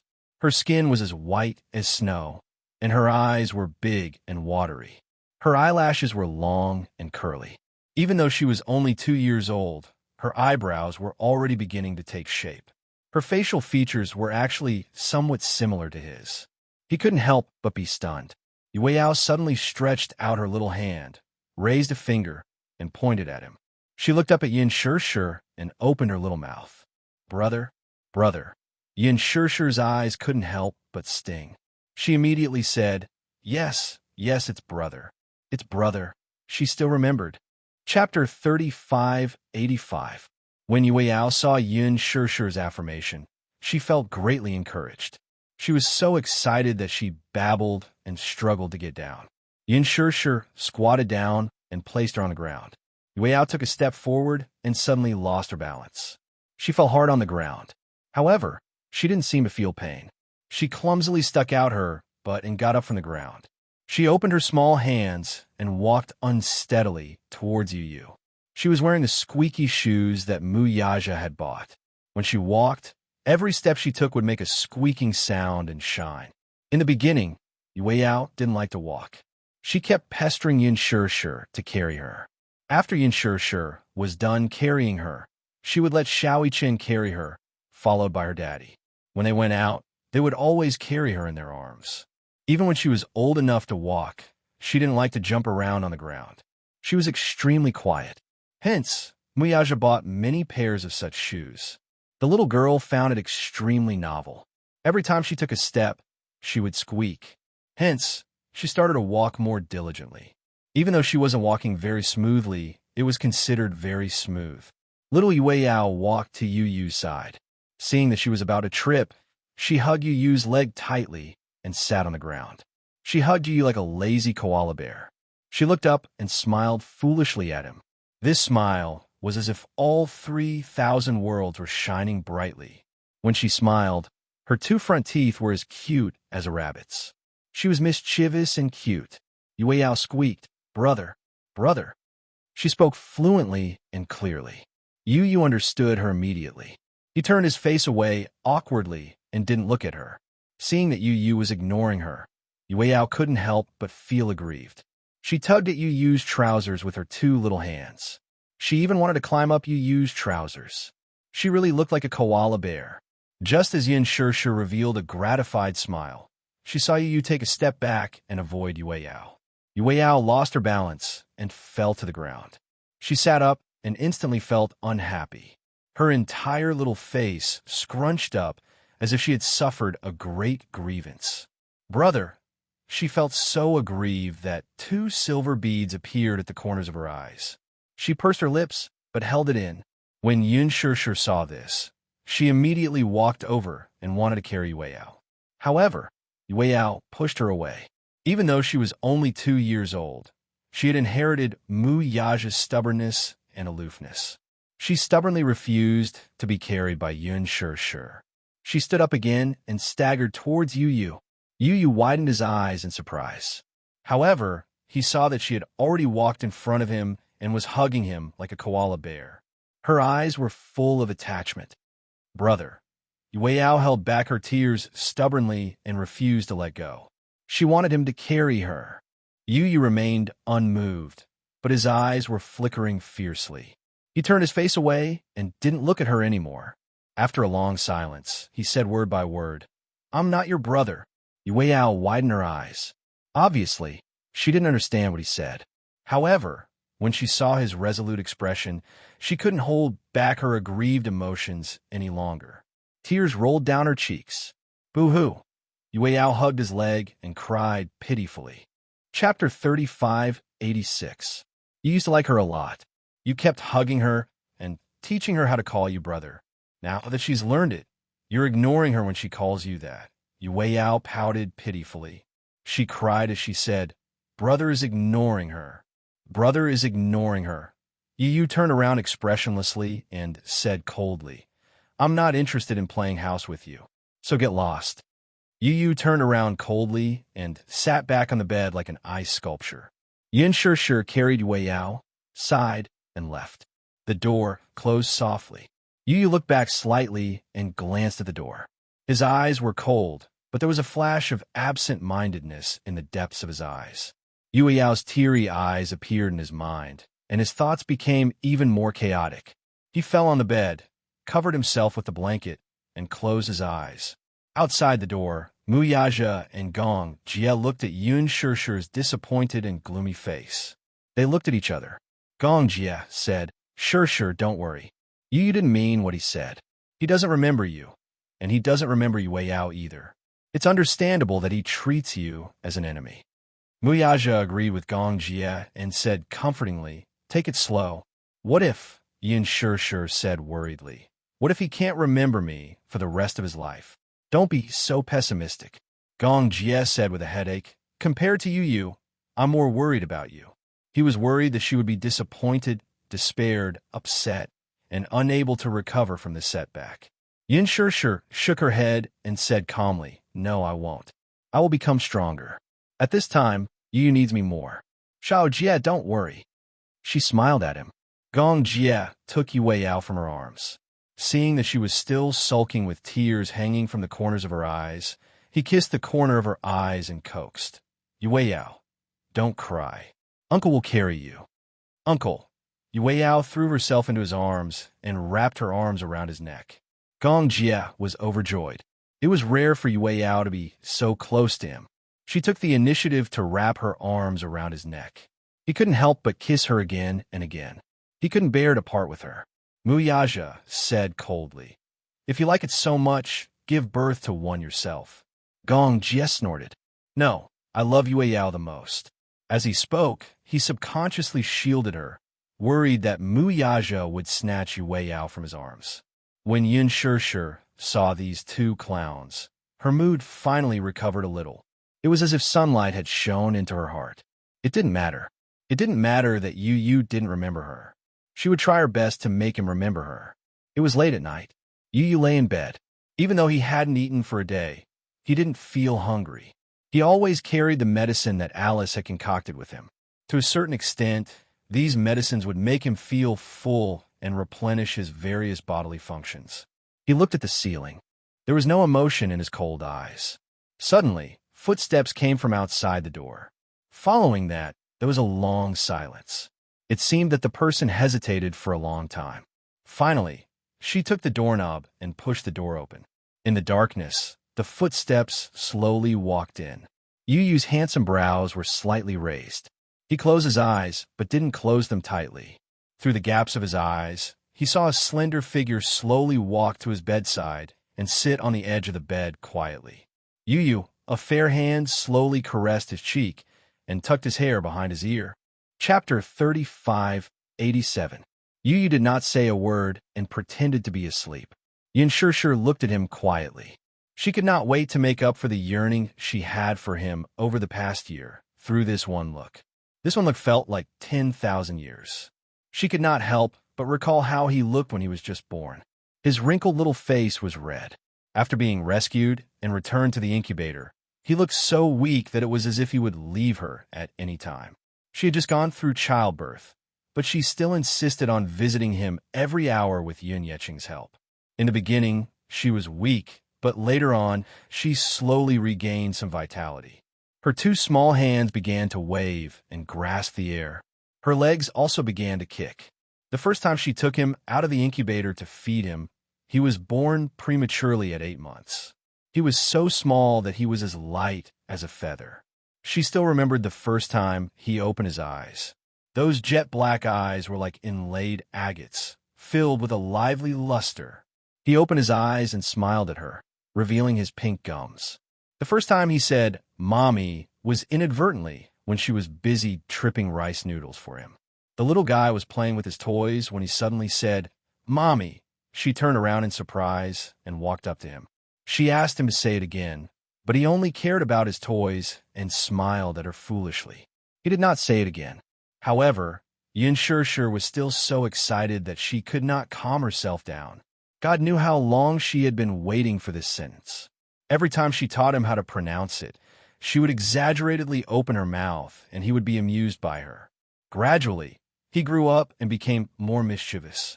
However, at this time, his body was still weak, and he often had to go to the hospital. Thus, throughout the year, the empty ward had become his permanent base. She remembered one time when he was very active and rolled down from the hospital bed. She was so shocked that she rushed over and picked him up. He cried out loud in pain. He rarely cried. Even when he was injected, he was so stubborn that he did not shed a single tear. This fall, however, he cried and hugged her tightly. She coaxed him for a while before he finally stopped crying. He grabbed her clothes and quietly fell asleep.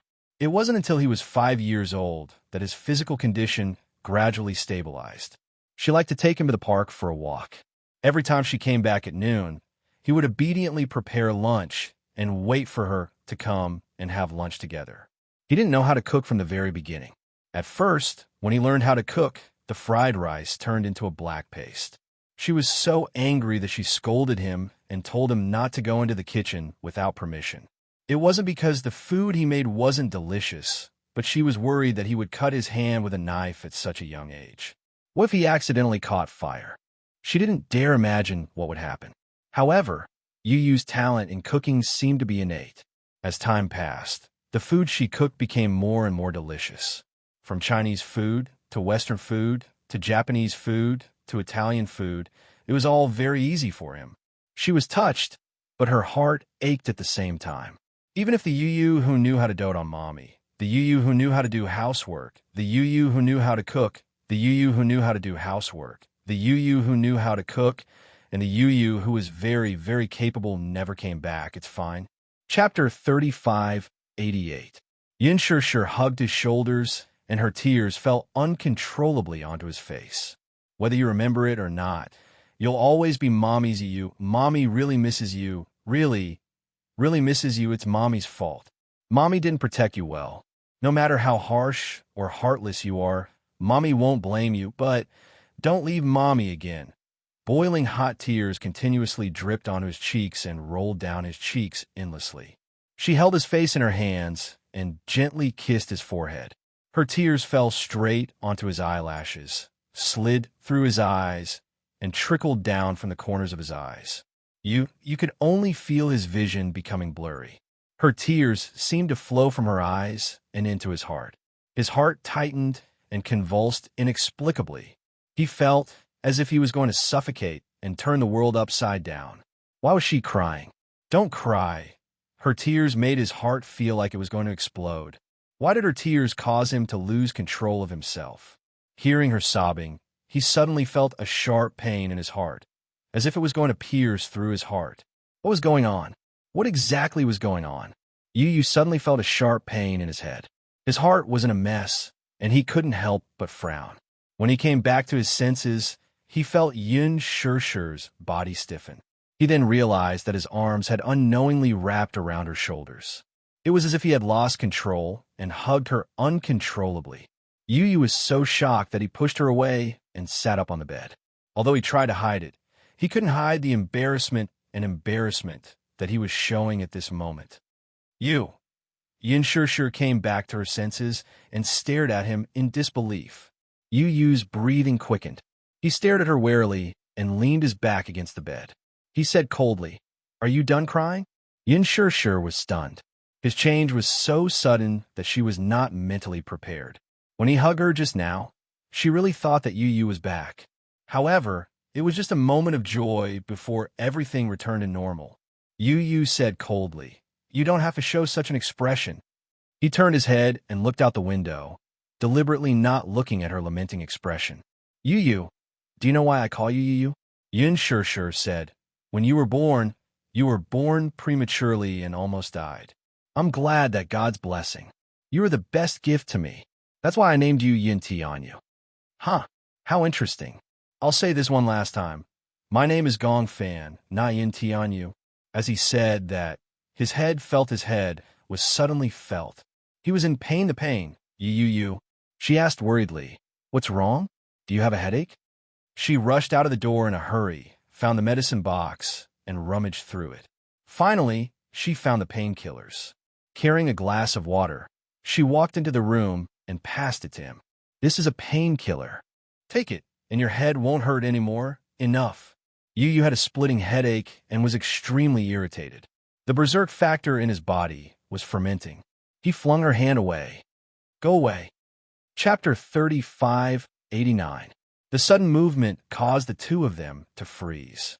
Yu stared at the shattered glass on the floor, feeling inexplicably frustrated. Yin Shirshir lowered her head and stared at the shattered glass.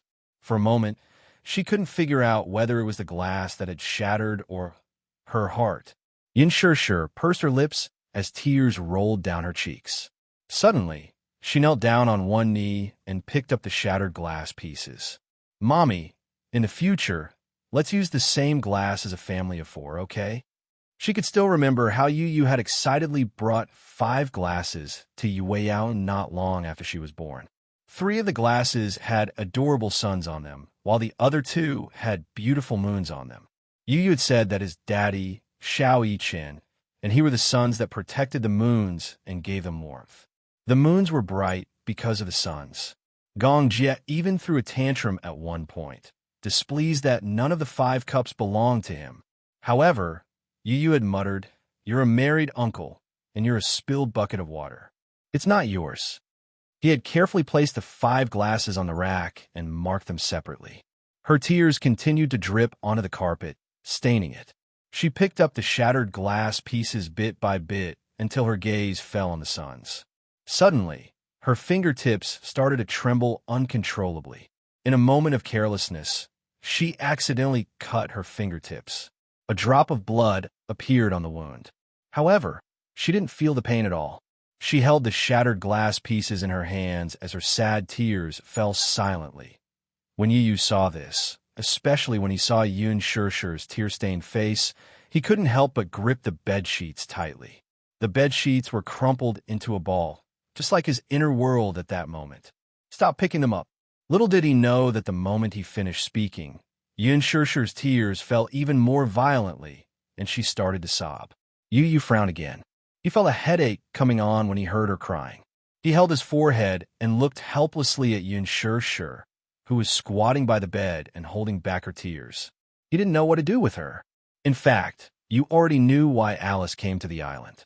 You also recognized Gong Jia and me. The sea breeze on the island blew gently. Xiao Qin put on a jacket and sat on the beach. The bright moon seemed to be half submerged in the sea, but it also seemed to be rising from the sea. It was a beautiful sight. Lisa stood beside him and looked at the moon that seemed to be immersed in the sea. It was as if the sea water was the tears of the moon that had gathered to form the sea. She didn't say anything. She sat down beside Xiao Qin and gazed at the distant horizon. Her lips twitched as she said, "I work for young Master Jia. How could I not recognize him?" Xiao Qin turned to look at her in surprise. "So you did it on purpose?" "On purpose?" Lisa smiled. "What do you mean on purpose? You knew that you and I were swapped, but you still allowed Gong Jia to take you away." Lisa didn't say anything, but it was a silent admission. "Why?" Xiao Qin didn't understand. "Isn't your mission and duty to take care of Yu? If he was taken away, it means that you didn't fulfill your duty. Aren't you worried that Gong Xiaoying will hold you accountable?" Lisa didn't answer. Instead, she asked, "Do you know what faith is?" Chapter 3590. What do you believe in? Xiao Qin asked. Lisa looked at the moon and narrowed her eyes. She said mockingly, "Belief? I don't have any." Ever since she could remember, her family had been destroyed and her family had died. She and hundreds of other war orphans like her had been brought to Atlanta Island. On Atlanta Island, there was a fearsome assassin organization. Every year, they would recruit war orphans or refugees of different skin colors, ages, and genders from all over the world. Hundreds of children were locked up in a huge cage. They were only given a bowl of rice and a glass of water. Hundreds of children were only given a bowl of rice and a glass of water. Every child was hungry. What did this mean?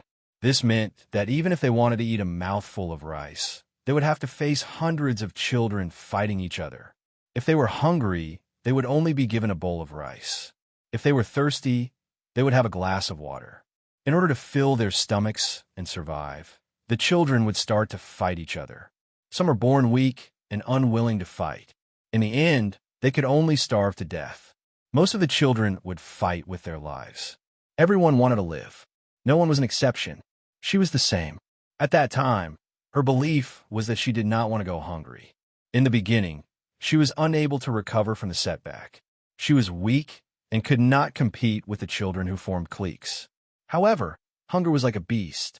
Once hungry, the primitive hunting instinct in her body would be fully activated. She started to fight and snatch, gradually from a mouthful of water to a mouthful of rice, until she could snatch half a bowl of rice and half a glass of water. Gradually, many children starved to death. Corpses were constantly being dragged away from the cage. However, the other children did not dare to leave the cage. They were like livestock in captivity. Later, a bowl of rice became half a bowl of rice, and a glass of water became half a glass of water. Eventually, they stopped eating and drinking. At that time, many children had already gone crazy. They were all brought from war-torn lands. Some were even natives. They did not have the concept of law and did not have the principle of killing or not killing. They only wanted to live. When they were hungry and uncomfortable, they wanted to eat. When there was no food, even if they gnawed the flesh of a living person, they would still devour it. Children who were unwilling to eat became living prey. At this time, it was necessary to resist those children who formed cliques. In the end, Lisa and the other children survived, but at that time, all the children were on the verge of death. She was not surprised. The moment she crawled out of the rope, she naively thought, was she finally free? The belief then was to live in this warm sunshine. However, after the children were brought out, they were immediately sent to the next round of devil training. The so-called devil training was hellish. The weak would die, and the strong would survive. Perhaps, in the end, there would only be one person who could survive all the trials. Lisa was the only child who survived during that period. However, after the cruel competition, she didn't even have a basic belief. It was precisely because he had no faith that his heart ached for Yu. After the first personality was destroyed by the second personality, it became Gong Fan's Yu. It was like a numb and cruel zombie. It had no feelings, no beliefs, and no goals. Empty ambition. Chapter 3591. When she had first met Yu, this child was so special. On one hand, he was ruthless and unscrupulous. On the other hand, he was as warm as ever, just like the bright and beautiful sun shining on one's heart. However, this warmth was only vividly displayed in front of Yun Shir. At that time, Yu was loved, knew how to love and enjoy being loved. He was blissful. Now, Yu was sitting there, but he was as empty as a painting. He was still as if there was no trace of life in him. She knew very well that Yu was not happy at all. Therefore, she had deliberately let Yu go. At least, when Yu was brought back to the Mu family, there would be people who would love and protect him. They would not bear to use him. Now, her belief was that her little master would be able to smile from the bottom of his heart like he did in the past. Xiao Yiqin took a deep look at Lisa. It was as if something in his heart had been deeply touched. Yun Shir hugged the broken shards. Her tears kept falling onto the carpet, and her lips were trembling. She did not even notice that the shards had cut her palms and blood was seeping out. Yu casually switched on the wall lamp and saw the tears on her face clearly. At that moment, he did not know what to do. In the past, he had never felt so helpless. Now that he was faced with such a sad woman, it was as if there was an invisible hand mercilessly tearing his heart into pieces. He suddenly blurted out, "All right, don't cry." However, Yun Shir was unmoved. When she thought of the 5 cups that Yu had bought, and one of them was missing, she was so sad that tears kept falling. "Don't cry." Yu threw the table lamp on the floor in frustration. He did not know how to stop her tears, let alone how to comfort her. He only knew that when he saw her tears, his heart would also hurt. When he saw her sad, he would also feel very sad. Yun Shir looked up and saw Yu's impatient expression. She then stood up and left with the shards in her arms. Not long after, she came back in again. Wearing gloves and a vacuum cleaner, she cleaned up all the shards on the carpet. You should sleep early." After Yun Shir finished speaking, she awkwardly wiped her tears and left the room. Yu looked in the direction of the closed door. She could not help but feel a little dazed. He lay down on the bed, but he could no longer fall asleep. He opened his eyes and stared at the ceiling. No matter what, it was difficult for him to fall asleep. He suddenly sat up and got off the bed. He opened the door and walked to the living room. This was the first time he walked out of his room since he returned to the Mu family. On the table in the living room, there were a few pieces of paper towels. On the paper towels, there were a few pieces that formed a sun. Yun Shir couldn't bear to throw it away, so she pieced the pieces together. Yu glanced at it, and his heart seemed to be in turmoil. He turned around and looked around. Suddenly, he saw a few white blankets on the cupboard beside the table. He frowned and walked over as if he was possessed by gods and demons. Yu took the quilts and walked into the room. He sat in front of the study table and casually opened the drawer. There were a few boxes of paints in the drawer. He squeezed the paints into the palette, picked up a pen, and dipped in the paints. Then, he slowly drew a circle on the surface of the empty cup. Yu suddenly realized that he was doing something childish. He frowned and put the cup on the table with a look of disgust. He turned around and was about to go to bed. Chapter 3592. In his mind, he couldn't help but recall Yun Shir's misty, teary eyes. His heart was in a mess. Yu looked at the cup on the table and hesitated. Finally, he sat back down. The next day, Yun Shir walked to the room door and knocked gently, but there was no response. She pushed the door open and walked in. She saw Yu wrapped in the blanket on the bed, still sleeping. She walked to the bedside quietly. She was worried that she would wake him up, so her footsteps were light and slow. As she walked past the study table, her gaze was attracted by a cup on the table. Yun Shir followed his gaze. She remembered that this cup was used to serve guests. Why was it placed here? She casually picked up the cup, but from the corner of her eye, she caught a glimpse of the neatly packed paints and brushes, as well as the unwashed color palette. She couldn't help but be startled, and slowly turned the cup over. On the other side, there was an exquisite, simple drawing on the white surface of the cup. There was a small sun drawn on the cup. Although the strokes were simple, the drawing was exquisite. It was exactly the same as the sun on the cup that Yu had bought previously. Yin Shishir's heart skipped a beat. This was drawn by Yu. It was unbelievable. Yin Shishir looked at the bed. Yu was still sleeping. He was curled up under the blanket and sleeping soundly. Her gaze fell on the cup again. The sun on the cup had been drawn for a long time, and the paint had dried up. She felt warmth in her heart, as if the sun was shining on her. This was drawn by Yu. Could it be that he had drawn a new cup because it had accidentally broken the cup yesterday? Yin Shishir was extremely touched at this thought. She held the cup lovingly. She left the room with the cup in her arms. In the living room, Muyaja was cleaning up the table. When he woke up in the morning, he saw the broken cup on the table. Yin Shishir pieced the sun together. He knew in his heart that Yu must have upset him again last night. Yin Shishir had always treated this cup like a treasure. During that period of time, she had always held this cup. This cup had accompanied her through the most torturous period of her life. However, now that it was broken, it was natural for her to be upset. For the entire morning, she was in low spirits and her eyes were swollen. It was obvious that she had cried a lot last night. When Yin Shishir walked into the living room with a cup drawn by Yu, she raised the cup in front of Muyaja as if she was presenting a treasure.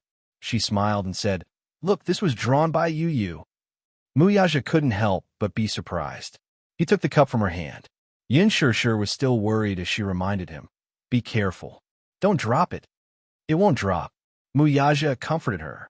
His gaze fell on the cup, but he smiled and said, "One look and I can tell that it was drawn by that little thing. Do you think that Yu drew this cup because he saw me sad? So that's probably it. Although he has lost his memories, there are some feelings in his bones that can't be cut off." Muyaja comforted her and said, "Don't worry and don't be too anxious. Take it slow. His memories will slowly recover." Yin Shishir was also encouraged. She nodded vigorously as hope ignited in her heart. Initially, she had thought that there was no hope for Yu to recover his memories. Chapter 3593. On the fourth day of Yu's return to the Mu family, he finally started to eat. Yin Shishir personally cooked a bowl of noodles. She wasn't a good cook, but in the past year or so, when Yu wasn't around, she started to study her culinary skills. She started from recipes and attended some culinary training classes. Gradually, she was able to take charge of the kitchen. She brought the bowl of noodles into the room. Yu was sitting on the bed, flipping through the books on the bookshelf. When he saw her walk in, he put the books back into the bookshelf with an indifferent look on his face. Yin Shishir smiled and placed the bowl of noodles on the table. She said to him, "Yu, eat something? If you don't eat, you'll starve." When Yu heard this, he turned his face away. However, his attitude was no longer as repulsive as before. Instead, he said indifferently, "I don't want to eat. You haven't eaten for 4 days." Yin Shishir pleaded, "Eat something, okay? Mommy will feed you." She paused for a moment. Worried that he would resist, she changed the way she addressed him. "I'll feed you."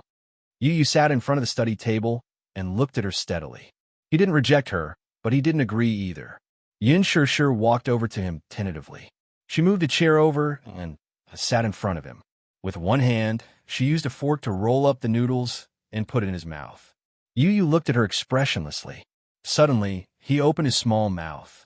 Yin Shishir was overjoyed when she saw this.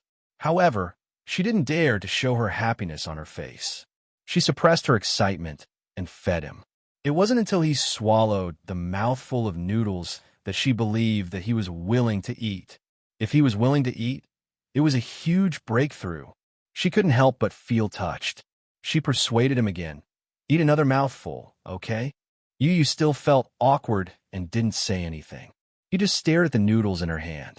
The noodles she cooked weren't that amazing, but perhaps he was really hungry. He actually felt that this bowl of noodles was very fragrant. Yin Shishir tried to feed him another mouthful of noodles, and he obediently opened his mouth and took another mouthful. When she saw it, she was so moved that she wanted to cry. The fact that he could eat was something she had never thought of. She even thought that if he was still unwilling to eat, she would really be at her wit's end. At that time, she would have no choice but to forcibly inject him with a nutrient solution. Now that he was willing to eat, Yin Shishir was greatly gratified. After what happened last night, the little fellow was no longer so resistant. The little guy finished the bowl full of noodles. Yin Shishir tried to feed him a few mouthfuls of soup, and Yu drank it obediently. As long as she fed him, he would no longer refuse. When Yin Shishir walked out of the room with the empty bowl, Gong Jie came over. When he saw the empty bowl, he was a little suspicious. Is he willing to eat? Yin Shishir nodded agitatedly. Yes, this bowl of noodles was all eaten by him. Oh my God! Gong Jie widened his eyes in disbelief. He's finally willing to eat. It's just that his attitude towards me is still so cold. When he opened his mouth to eat the noodles, she even suspected that he had finally regained his memory. However, when she took the bowl of noodles and left the room, his back was still facing her coldly. He didn't even look at her once. She then realized that if he had really regained his memory, Yu wouldn't treat her so coldly. Chapter 3594. At night, when Yin Shishir finished cooking the noodles, Gong Jie volunteered to bring it into the room. Yin Shishir was a little hesitant, but Gong Jie said coquettishly, Shishir, let me, as your uncle, perform a little. All right. Gong Jie took the bowl of noodles from her hands. Yin Shishir cautioned him carefully, be careful, it's hot. Hence, Gong Jie carried the bowl of noodles into the room. However, within a few minutes, the sound of porcelain shattering could be heard from the room. Yin Shishir and Mu Yaja heard the commotion and stood up in shock. They rushed into the room, only to see Gong Jie standing at the side with a stunned expression. Yu was sitting on the bed, and the floor was littered with broken bowls and soup. It was a complete mess. Gong Jie turned his head innocently and glanced at Yin Shishir bitterly. He mouthed, Yu is so fierce. It turned out that when he carried the bowl of noodles into the room, Yu heard the door open and thought that it was Yin Shishir. He sat up on the bed and saw that it was Gong Jie. When he carried the bowl of noodles in front of him and was about to feed him, Yu waved his hand coldly and knocked the bowl of noodles out of his hand onto the floor. After Yin Shishir cleaned up the mess on the floor, the three of them left the room. Gong Jie looked sad and lonely. Why did he knock over your bowl of noodles? Yin Shishir found it unbelievable. What did you say? Gong Jie said sadly, I just brought it in and didn't say anything, but he knocked over my bowl of noodles. As he said this, he crossed his arms and said angrily, That's too much. How could it be? Mu Yaja said, Maybe it's because you're not likable as an uncle. Gong Jie was speechless. He was speechless. He said provocatively, Brother-in-law, that means you're very confident. That kid must have knocked over the bowl of noodles that you brought in. Mu Yaja said confidently, How is that possible? That is my son. Gong Jie said, Try it then. I'll give it a try then. Mu Yaja cooked the noodles and brought them in. Gong Jie stood at the door and started counting down. 5, 4, 3, 2. Before he could count to 1, the sound of porcelain being overturned came from the room again. Gong Jie and Yin Shishir walked in and saw Mu Yaja standing beside the bed with an ashen face. The floor was also in a mess. Yu sat on the bed with an unapproachable posture. His face was as cold as ever. Poochie! Gong Jie covered his mouth and held back his laughter. He had a smug expression on his face that said, I was right. Wasn't I? Mu Yaja glared at him. Gong Jie glared back at him indignantly. Yin Shishir immediately said to Gong Jie, Go out first. Sister, I go out. Gong Jie left the room, feeling wronged. Yin Shishir then said to Mu Yaja, You go out too. Mu Yaja looked like he wanted to say something, but he didn't. Instead, he left the room. Yin Shishir cleaned up the mess on the floor, cooked another bowl of noodles, and brought it into the room. In fact, she was feeling a little nervous. In the afternoon, Yu was willing to eat. Perhaps he was really starving. She didn't know if there would be a second time. Yin Shishir carefully inched closer to the bedside. Yu, who was leaning against the headboard, stared at her expressionlessly with a cold look on his face. She probed, "Eat something, okay?" Yu didn't say a word and just looked at her silently. Chapter 35:95. The noodles have just been cooked and are still warm. As she said this, she lifted a mouthful of noodles and cautiously brought it to his mouth. Yu's gaze fell on the bowl of noodles, and he suddenly raised his hand. Yin Shishir thought that he was going to knock the bowl over and instinctively retracted her hand. However, she saw him suddenly straighten the bowl of noodles. It turned out that her bowl of noodles was tilted to one side and was about to spill out. Yin Shishir's anxious heart then calmed down a little. However, she saw that Yu obediently ate a mouthful of noodles and didn't show any signs of resistance. She was so excited that her hands were trembling. She had never expected that Yu would really accept her. If it weren't for Muyaja and Gongjie, she would have thought that Yu was only eating because he was hungry. However, when Gongjie and Muyaja came in, Yu had knocked over the bowls in their hands. However, when she fed him, he didn't show any signs of resistance. Instead, he obediently ate a mouthful of noodles. Had he accepted her from the bottom of his heart? Yin Shishir was greatly encouraged. Even though he still didn't say anything and still looked cold, he didn't even look at her. However, his willingness to eat what she fed him made Yin Shishir's originally gloomy heart gradually brighten up. Halfway through the noodles, he lowered his head and refused to eat anymore. Yin Shishir persuaded again. Yu, eat another mouthful. If you only eat this little, you'll be hungry at night. Yu looked at her deeply. After a long time, he finally relented and ate another mouthful. When he finished the noodles, Yin Shishir asked him if he wanted some soup. He shook his head. However, she looked very surprised. Wouldn't he choke if he only ate noodles? However, she was already very touched when he finished the noodles, so she didn't ask for more. When she was about to clear the bowl, she asked, "Is it good?" Initially, she thought that he would remain silent like before.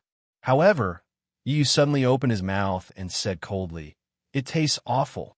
Yin Shishir was shocked. She picked up the bowl and drank a mouthful of soup. It was so salty that she frowned. So salty? How could he eat it? Yin Shishir felt a little guilty. It took a lot of willpower for him to finish all the noodles that tasted so bad. She could not help but laugh. She looked at Yu and said in embarrassment, "It's so disgusting. It must have been hard on you." Yu looked at her and smiled. She was stunned. When she smiled, she was very beautiful and charming. Especially, it made him feel an inexplicable warmth. It was like the most difficult sunlight in winter. His cold and stiff lips couldn't help but relax a little. However, when Yin Shishir looked at him again, he resumed his cold expression. He looked away and didn't want to look at her again. When Yin Shishir walked out with a bowl of noodles, Muyaja and Gongjie gathered around. When they saw that there was only soup left in the bowl, they were so shocked that they couldn't close their mouths. "He ate it all." "Yeah," Gongjie immediately said unhappily. "That's not fair. Why did this fellow knock over our bowls when brother-in-law and I brought the noodles in?" Muyaja couldn't hold it in anymore. He glared at him and said, "Shut up." Gongjie said, "That's the truth." Muyaja changed the topic. "In any case, it's a good thing that he's willing to eat, no matter who feeds him." Yin Shishir nodded. There were tears in her eyes. She immediately wiped them away with her fingers and smiled. This meant that Yu had started to accept her. This was indeed an amazing breakthrough. Chapter 35:96. She felt warm inside. She had accidentally spilled a lot of salt when she was cooking the noodles. Even so, he still finished all the noodles. As she thought of this, she felt both guilty and warm at the same time. Yin Shishir carried the new clothes into the room. Yu was already lying down. When he saw her enter, he turned around and looked at her warily. He slowly sat up on the bed. Yin Shishir smiled and said, "Let me help you bathe, okay?" Yu narrowed his eyes and frowned, but he still didn't say a word. Since he didn't say anything, Yin Shishir took it as a silent agreement. She walked to the bed and reached out to carry him. However, Yu shrunk his shoulders and tried to avoid her. Yin Shishir picked him up at once. They hadn't seen each other for more than a year. He had grown taller and heavier than before. Carrying him was starting to take some effort. Yu Yu instinctively wrapped his arms around her neck and looked angry. "What are you doing?" "I'm carrying you to the bathroom." Yin Shur pretended to sniff his body and said teasingly, "How many days has it been since you last bathed? Don't you feel that you stink?" Yu Yu's face turned strangely red. Yin Shur continued, "I remember that you have a serious obsession with cleanliness. You'll go crazy if you don't bathe for a day. Now, you don't care about cleanliness that much?" Yu Yu flew into a rage out of humiliation. He glared at her and said, "Shut up. Let go." Yin Shur became bolder. She didn't let go of him and carried him to the bathroom. The bathtub was already filled with water. Yin Shur placed Yu Yu on the floor. She squatted in front of him and reached out to take off his clothes. However, Yu Yu turned his back to her and held his shirt tightly, not allowing her to touch him. Yin Shur didn't know whether to laugh or cry. Was this guy being shy? Perhaps, after growing up, some men and women began to have different thoughts. In the past, Yu Yu loved it when mommy bathed you. Why are you so shy now? Yin Shur held back her laughter and turned his body around, only to see that he had a death grip on her collar, preventing her from unbuttoning his shirt. After holding in for a while, he squeezed out 3 words, "Get out." "What? Are you shy?" Yin Shur teased. "Which part of your body haven't I seen before?" As she spoke, she began to unbutton his shirt. Yu Yu was so frightened that she took a few steps back until she was forced into a corner. With no way out, she widened her eyes in shock and warned again, "Don't touch me." Her shocked and angry expression was like that of an innocent woman who had been violated. That can't be, right? She used to bathe him too. However, at that time, in order to train him to be independent, she had always let him wash by himself. Yu Yu had even been a little reluctant. Later, when Muyaja bathed him, he had complained that Muyaja wasn't gentle at all and always hurt him. Yin Shur was amused. Even though Yu Yu had struggled, she still unbuttoned his shirt without a word. Yu Yu couldn't resist at all. He allowed her to take off his clothes and carry him into the bathtub. He curled up in a corner, his whole body submerged in the water, only half of his face above the water. His vigilant eyes were on her, full of resistance. He didn't want her to bathe him. He didn't like to be touched by the opposite sex. Yin Shur knew that he was shy. As she smiled, she squeezed the shower gel into the shower gel, grabbed one of his arms, and started to scrub it carefully. The moment she touched him, Yu Yu's body instantly froze like a rock, and he didn't move at all. Chapter 3597. The bathroom was foggy. Gradually, Yu Yu relaxed. His muscles were no longer as tense as before. He allowed Yin Shur to rub the foam on his body. Her technique was very gentle and light. As the foam rubbed on his body, his muscles and bones relaxed involuntarily. Yin Shur then applied shampoo on his hair. She was very careful and did not let any of the foam into his eyes. Yu Yu could not help but fall into a daze for a long time because of her gentle technique. After the shower, Yin Shur carried Yu Yu onto the absorbent mat. Then, she wrapped the large bathrobe around him and wiped his body. Yu Yu remained silent. However, he did not show any strong resistance. He was slowly accepting her. When she thought of this, Yin Shur's heart was filled with warmth. She firmly believed that his memories would be erased. However, some blood ties could not be erased no matter what. She believed that Yu Yu would definitely recover. Yin Shur carried Yu Yu into the room. However, she was not in a hurry to leave. Instead, she took out a thick stack of fairy tale books from the bedside table. In the past, Yu loved it when she read him bedtime stories. When he was not around, these fairy tale books were secretly kept by Xiaoyi-chen. Yin Shur thought that these books had been thrown away. She was sad for a long time. Then, she went to the bookstore and bought many more fairy tale books. She placed them on the bedside table in Yu Yu's room. Every time a new fairy tale book was released, she would buy all of them. Yu Yu looked at the fairy tale books in her hands strangely. His gaze was filled with doubt. "You don't remember? In the past, you loved it when mommy read you fairy tales." Yin Shur flipped to a page. The first story was Andersen's fairy tale, The Daughter of the Sea. Her fingertips gently ran over the words. For a moment, She was filled with emotions. This was also the first fairy tale that she read for Yu Yu. At that time, Yu Yu was still young. She didn't really understand the story. After she read it a few more times, she finally understood that it was a tragic story. Yu Yu lay down on the bed, and Yin Shirshir tucked him in. Daughter of the Sea, have you heard of it? Yu Yu blinked, but did not say anything. Yin Shirshir said again, you must not remember. I'll read it again, okay? Yu Yu slowly closed her eyes. Yin Shirshir held the book and began to read softly. In the depths of the vast ocean, there is a kingdom of fish. The Sea King had 6 beautiful daughters, especially the youngest, who was even more beautiful than her sisters. She was kind, pure, and had a beautiful voice. They lived freely and without worries in the sea. Sometimes their grandmother would tell them some novel stories on the sea. This filled the youngest heart with longing and longing for the world at sea. As Yin Shirshir read, memories of the past surfaced in her mind. It was as if she could see a 3-year-old Yu Yu hugging a pillow and sitting on the bed, looking at her longingly. Mommy, do these fish look the same as humans? No, they have the bodies of humans, but the tails of fish. Then how do they breathe in the sea?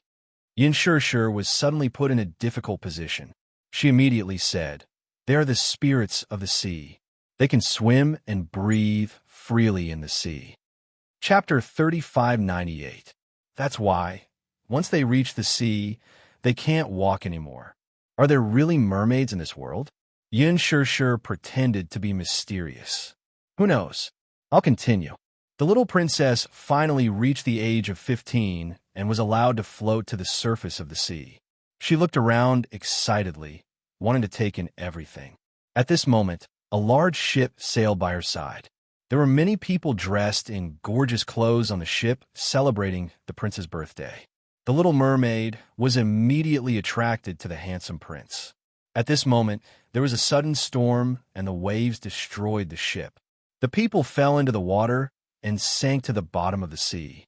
The mermaid risked her life and rushed into the whirlpool to save the prince.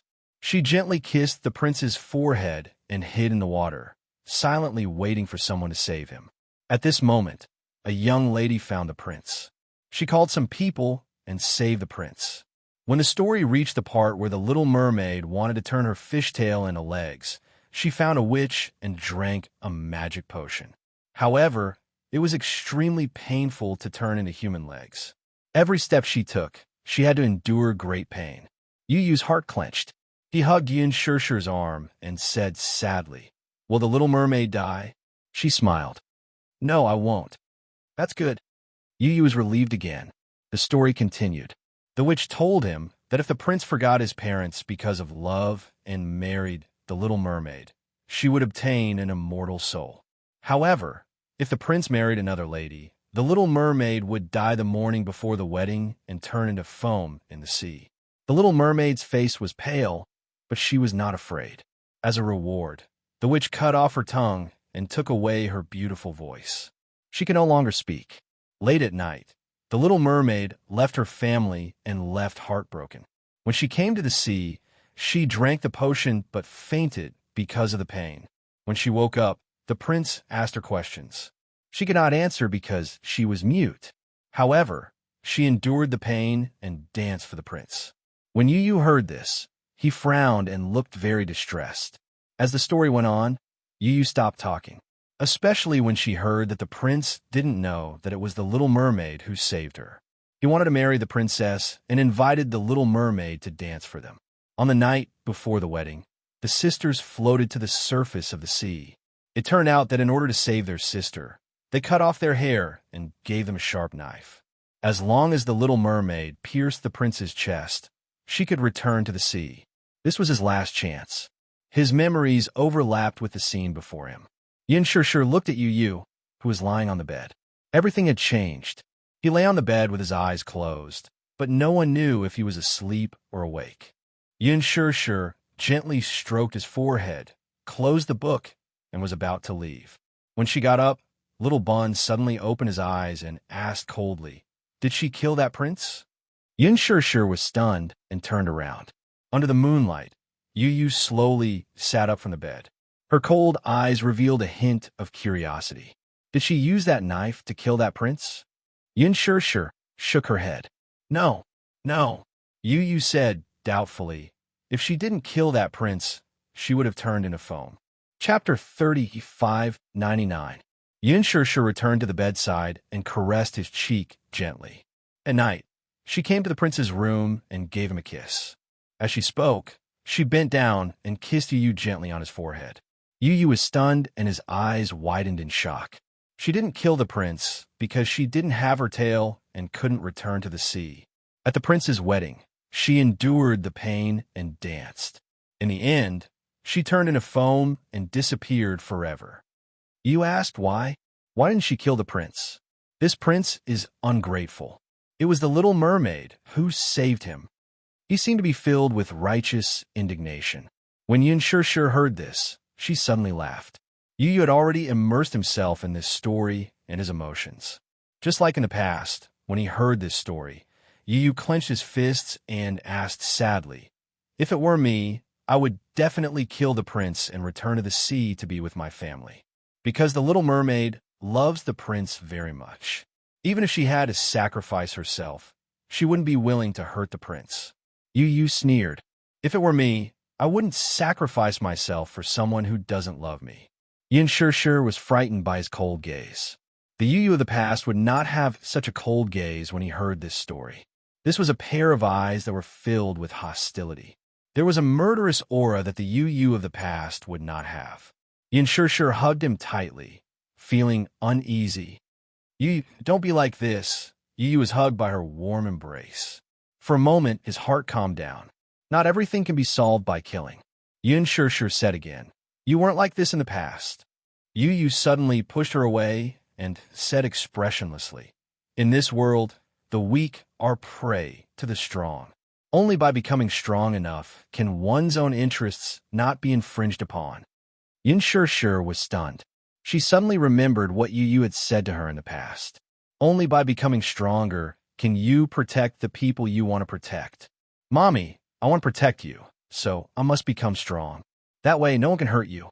Yu, why do you want to become stronger now? Yu could not help but stare blankly. This question stumped him. That was right, what was he doing now? What was the purpose of him becoming so powerful? Yu's gaze suddenly fell on her hand. In the past, Yu wanted to become stronger because he wanted to protect Yin Shirshir. But now, he had lost his goal and didn't know where to go. He said in a daze, only by being strong can one not be reduced to being dominated by others. Yes, in this world, the weak were prey to the strong. She didn't deny that. To become strong, one had to be built on the pain of the weak. She also couldn't deny that.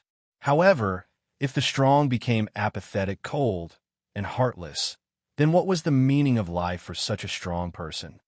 I'm tired. Yu turned away and did not look at her. I want to sleep.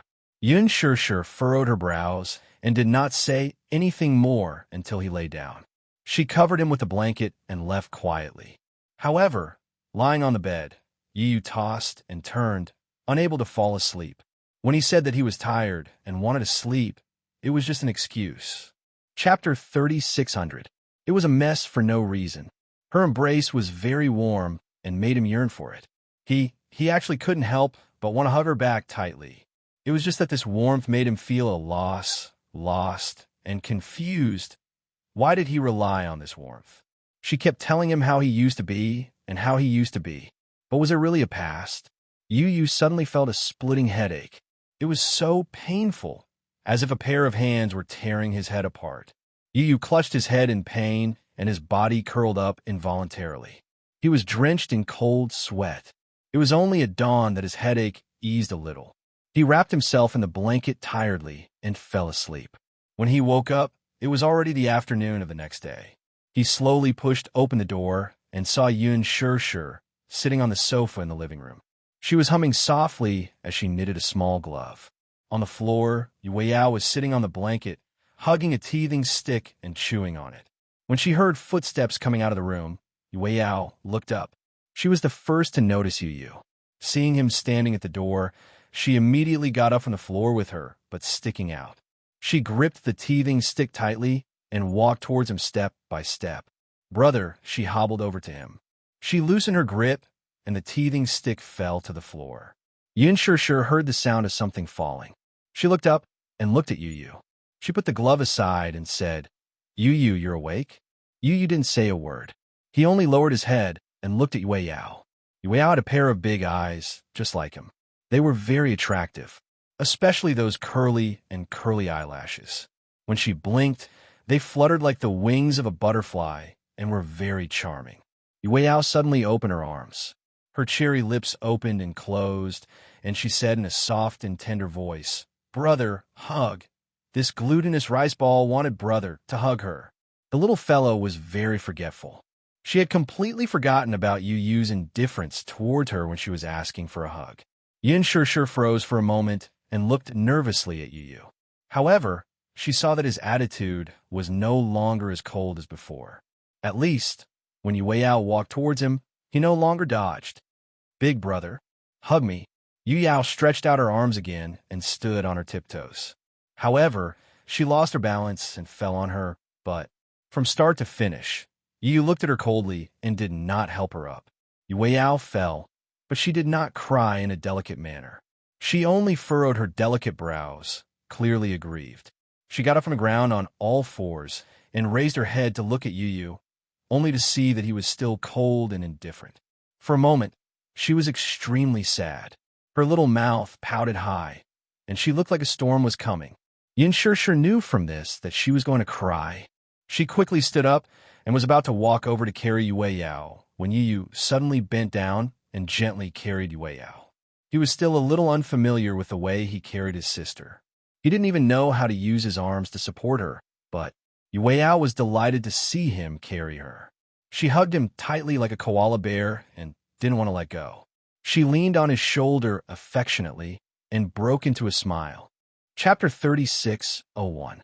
For some reason, Yue Yao was inexplicably close to Yu Yu. This surprised Yin Shishir a little. After all, a child's memory was limited. Even before this, Yu Yu was the closest to her and doted on her the most. She liked to hug her every day, hold her phone, and take pictures of Yue Yao nonstop like an idiot. However, at that time, Yue Yao was incomparably cold to Yu Yu. However, Yu Yu had left for more than a year. Yue Yao shouldn't have remembered. Yue Yao hugged Yu Yu like a koala. Her little head rested on Yu Yu's shoulder, looking extremely satisfied. Yin Shishir teased her and said, Yue Yao, where's Xiaoi Chen? She thought that Yue Yao had mistaken Yu Yu for Xiaoi Chen. When Yue Yao finally started babbling, Xiaoi Chen taught her to say her name. Yue Yao also learned a skill, which was to recognize the names of all the family members, except for Yu Yu. When Yin Shishir asked, where's Xiaoi Chen? Yue Yao would often point at Xiaoi Chen and ask, where's Muyaja? She could also recognize the direction and point at Muyaja. Yin Shishir didn't specially teach her Yu Yu's name. This name had become an unspeakable pain in her heart. Whether it was Muyaja or Gongjie, they would avoid it as much as possible. Hence, Yue Yao didn't know Yu Yu's name. However, Yu Yu and Xiaoi Chen looked very similar, so they might have been confused. Where's Xiaoi Chen? When Yue Yao heard Yin Shishir say Xiaoi Chen's name, he couldn't help but look around. However, he didn't see Xiaoi Chen, so he asked hesitantly, where's Xiaoi Chen? Yin Shishir was stunned.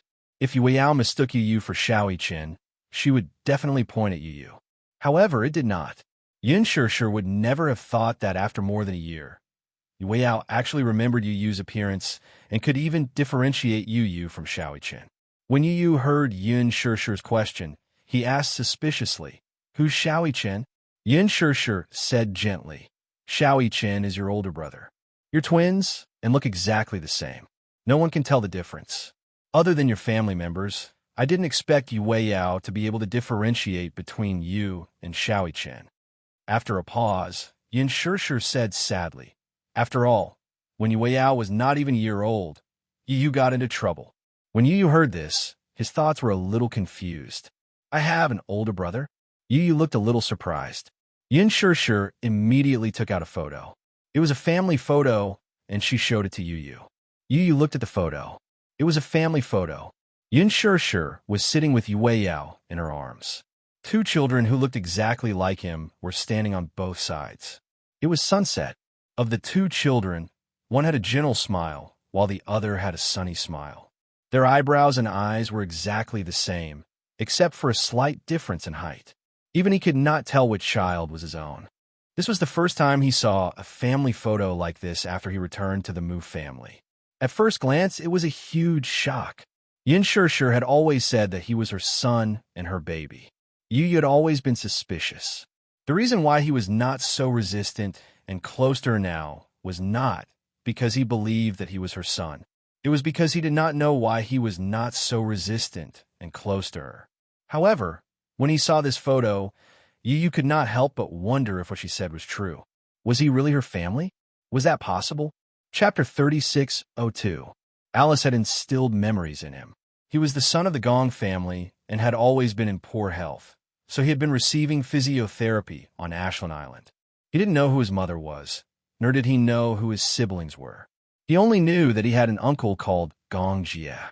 However, even Gong Jie told him that his real name was not Muyaja. His real name was Yun Tianyu, and he was the son of Muyaja and Yin Shishir. He could not digest this information for a while. It was complete nonsense. He had been in the Gong family all this time and did not have any memories of Muyaja, Yin Shishir, and even Shaoi Chen. It was just that the photo made his thoughts chaotic for a moment. Yu lowered his head to look at Yue Yao, who was in his arms. Yue Yao also looked up at him. Seeing him staring at him, the little guy reached out his soft hands and gently patted his face. It was so fun. Yu did not find it annoying, though. Her scratches did not hurt much, and her nails were neatly trimmed. Hence, when she pinched herself, it did not hurt or itch. Yu was no longer as resistant to this child as before. He avoided her as if she were a snake or a scorpion. This change made Yin Shishir feel relieved. Did he quickly improve on the day he regained his memories? During dinner, Yin Shishir personally cooked. When Gong Jie and Muyaja returned, the dishes were already on the table. What surprised them was not that Yin Shishir cooked for the first time, but that they saw Yu sitting at the dining table with Yue Yao sitting on the baby stool and playing with a toy. He lazily propped his chin on his hand and quietly watched her play with the toy. This guy actually walked out of his room? This was a miracle. After returning to the Mu family for such a long time, he had always locked himself in his room. He never came out of his room, never letting the sun out. Why'd he come out now? Gong Jie and Muyaja looked at each other, but did not show too much of shock, lest they startled him. As usual, they sat down at the dining table. Yu did not look at them and continued to stare at Yue Yao. Gong Jie had his own thoughts. Yu, this damn sisgon. Why was he always staring at Yue Yao? Was Uncle not good-looking? Huh. After being back for so many days, this brat had only glanced at him lightly when he smashed the bowl of noodles that he had brought out. He had not even looked at him directly. Gong's heart. Muyaja and Gong Jie stared at Yu fiercely and complained in their hearts. The two of them were not as good-looking as Yue Yao, right? Yin Shishir walked out with rice and saw that Gong Jie and Muyaja had returned. The two of them sat opposite Yu, and the three of them formed a strange triangle. Her lips twitched as she placed the rice on the table. Let's eat. Yin Shishir placed the rice noodles in front of Yue Yao and tied a napkin around her before sitting down beside her. They started eating. Yu was stunned and did not move his chopsticks. When they were on Ashland Island, he had always eaten alone. He was used to having a quiet dining table and had never experienced this before.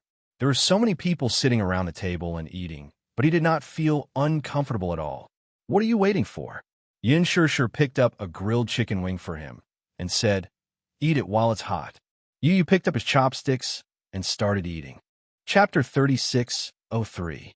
Yu finally raised his eyes to look at him. It was just that this glance was cold and emotionless, and then he pushed the vegetables away in disgust. He pushed them away. He had thought that he would just push them away, but unexpectedly, Yu picked up the vegetables and threw them into the small plate used for throwing the bones. Gong Jie's heart shattered with a smack. Muyaja muttered, "Yu doesn't like vegetables." Hence, he also picked up a drumstick and put it in his bowl. Yu didn't even look at it. He used his chopsticks and placed the drumstick on the table. Then he used his chopsticks to pick up the chicken wing that Yin Shishir had given him and started eating. Muyaja was speechless.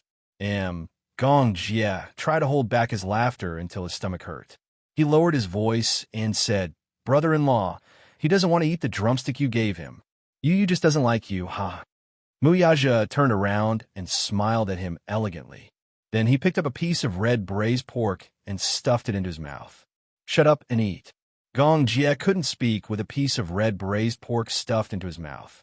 He stared blankly at Muyaja as he calmly picked up his bowl and started eating. Yu finished the drumstick in his bowl and stopped eating. Yin Shirshir saw this and picked up some vegetables for him. Yu hesitated for a while and ate the vegetables as well. Yueyao thought that it was fun. She suddenly scooped up some rice noodles with a spoon. She raised her little hand and stretched it in front of Yu, wanting to feed him. Yueyao wasn't very good at using the spoon. She held the spoon in a reverse grip, and the rice noodles dripped onto the table. Yu looked at her in surprise, only to hear Yueyao mumble, "Okay, eat, duh." Yin Shirshir said, "Yueyao is feeding you." Yu was stunned for a few seconds.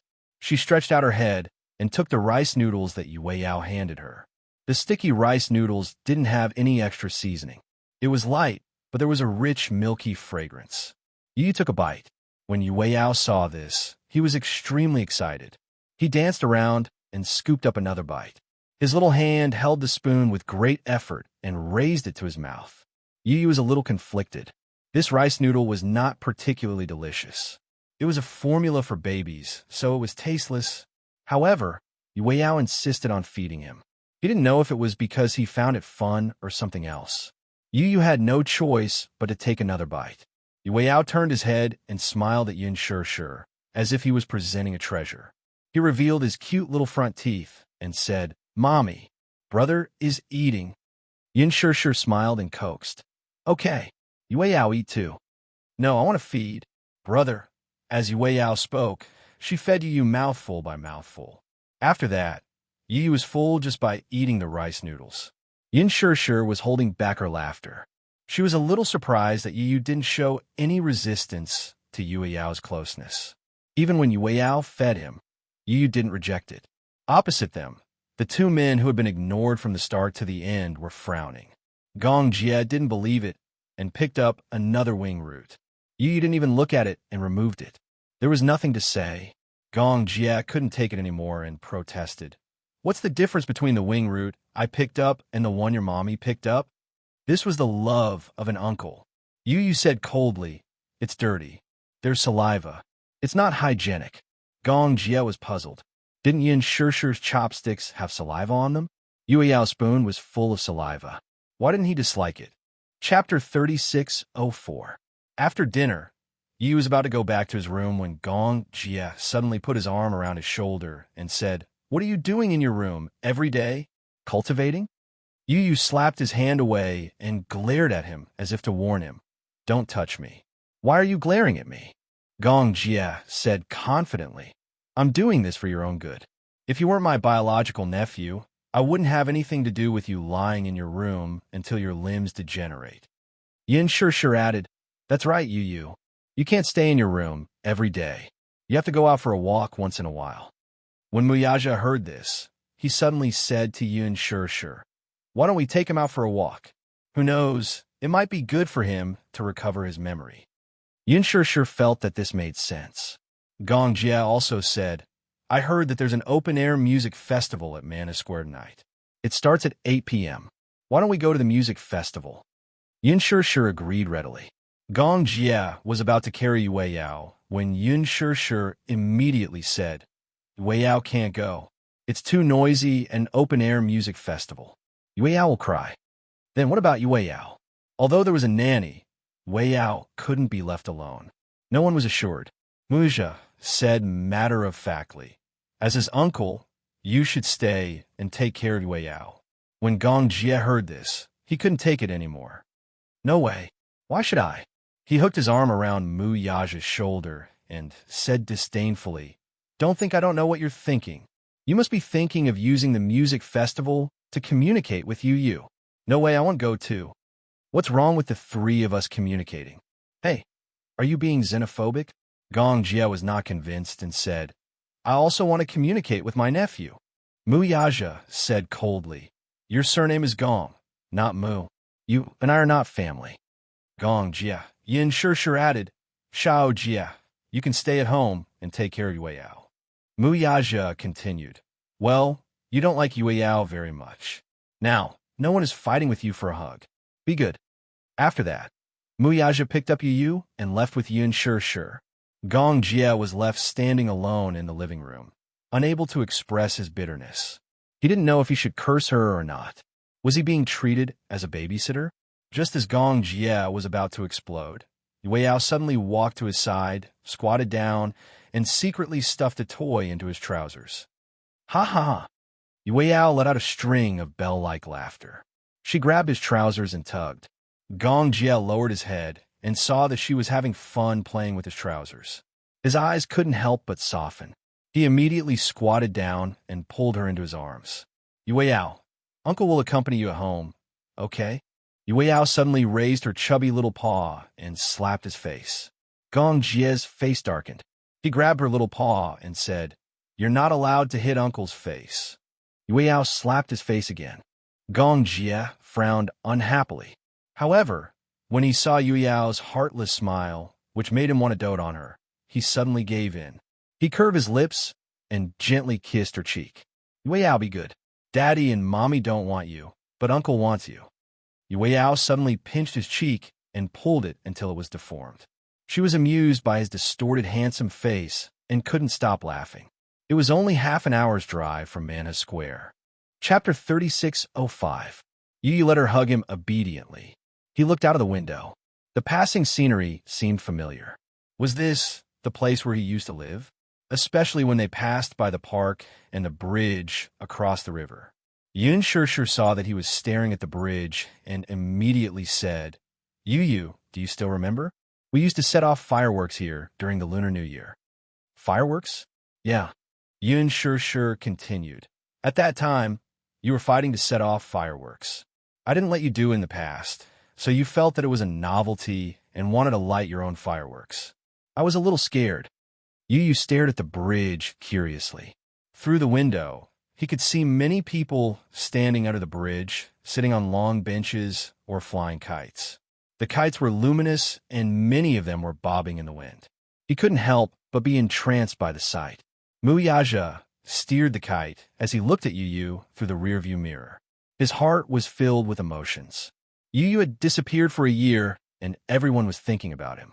Although no one gave up easily, as time passed, the hope in their hearts gradually disappeared without a trace. However, no one dared to give up, because if they gave up, it would mean that in their hearts, Yu was really dead. At that time, the search became their motivation to persevere. When Yu really came back, Muyaja didn't show it on his face, but in fact, he was ecstatic. His son was still alive. He had come back alive. However, as a father, he had to maintain his composure. Hence, he didn't show it on his face. However, his care and patience for Yu was no less than Yin Shishir's. Even if Yu didn't acknowledge him and didn't remember him, it didn't matter. Yu would always be Muyaja's son. This was a fact that even the heavens couldn't change. Many people gathered in Manha Square. The weather was perfect for the open-air music festival. There was no rain. Everyone gathered in the square. At a glance, the square was filled with people. Among the crowd, there were people constantly waving their light sticks, forming a sea of stars. There were too many people, probably in the tens of thousands. With so many people, it was too dangerous. If there was any commotion, a stampede could easily occur. Yin Shishir was a little worried. She had always had a lot of concerns. After all, women were more meticulous. Moreover, there were many reports on the news that said that in crowded places, if it wasn't a stampede, it was a crush or it was a fall and bruise. With so many people around, it was inevitable. Therefore, she hugged Yu even tighter. Why are there so many people? Yin Shishir muttered and looked around. They had arrived relatively early, but because they arrived early, the crowd had blocked the only exit. For a moment, they could not advance or retreat. People kept pushing and shoving, trying to get to the front, the closest place to the stage. There were too many people. If she had known that there would be so many people, Yin Shishir wouldn't have come. However, since she was already here, she might as well make the best of it. Yin Shir hugged Yu Yu. Even so, it was still difficult for Yu Yu to see the stage. However, he wasn't interested. He didn't like places with too many people, and he didn't like places that were too noisy. It was irritating. It was tiring. Chapter 36:06. Yin Shir, however, said, "No, it's too dangerous. There's so many people squeezing around. If you accidentally fall, you might hit your head." Muyaja felt that it made sense. Hence, he took Yu Yu from Yin Shir's arms, worried that she would be too tired to carry him. Yu Yu was initially a little resistant in his arms and struggled a little. Muyaja said to him, "You're so heavy. Mommy's arms will get tired if I carry you all the time. Let Daddy carry you for a while, okay?" When Yu Yu heard this, he didn't show any signs of resistance. He just turned his face away and refused to look at him. Obviously, he didn't appreciate it. However, he didn't refuse or resist again. Muyaja was already satisfied. On the stage, the band went on stage one after another to perform the songs. The atmosphere was instantly ignited. Everyone waved the light sticks in their hands and immersed themselves in the moving music. Yu Yu was tone-deaf and wasn't particularly interested in music. However, when the third song started playing, it was an English song that strangely captured his attention. Imin Harakani Bodisi Mayam here. Can anyone see Mekanani body help? Can anyone help me? Imin Hiria prisoner of Astor I am here. A sinner of history. Kenny Oremical. Can you hear me yelling? Ariuing to Jetmano, will you take me away immediately? I've been waiting for you've been waiting for you to rescue you, must come and save me. Imin Harin Kaling outbeat I am here. I'm shouting loudly, but no one can hear me. Can anybody help? Can anyone help me? I'm hysterical until I break down. I'm lost in the cage. Tell me there's still hope. Is there anyone outside listening? This was an English song. The meaning of the lyrics was about a lost person, trapped in the sad memories of the past, waiting to be redeemed and saved. However, this song actually made Yu Yu feel an indescribable sadness in his heart. He gently closed his eyes. In the darkness, he could vaguely see a cage in the darkness where there was no light. A child who looked exactly like him was holding on to the cage tightly and shouting something. But he couldn't hear anything. He couldn't hear anything at all. In his ears, there was only the sound of music and the noise of people buzzing. The youth in the cage seemed to have seen him. He shook the iron bars and shouted crazily, "Let me out of here!" Yu Yu furrowed his brows and was a little puzzled. "Who are you? Let me out. I don't want to be here." The youth gripped the iron bars tightly and looked desperate. "I don't want to be here alone. Don't lock me up here alone." Between the iron bars, the youth's delicate face was pale. "Mommy, Daddy, can you hear me? Mommy, Yu Yu." A series of urgent calls finally woke him up. When he woke up again, he was in Muyaja's arms. He seemed to have fainted. Muyaja and Yin Shir were scared out of their wits. They kept patting his face until he finally woke up. However, when he opened his eyes, a line of tears suddenly fell from the corner of his eyes. Yin Shir was shocked to see his tears. Just as she was about to caress his face, she saw a helpless look on the child's face. "Mommy, Mommy," he called her anxiously and frowned slightly.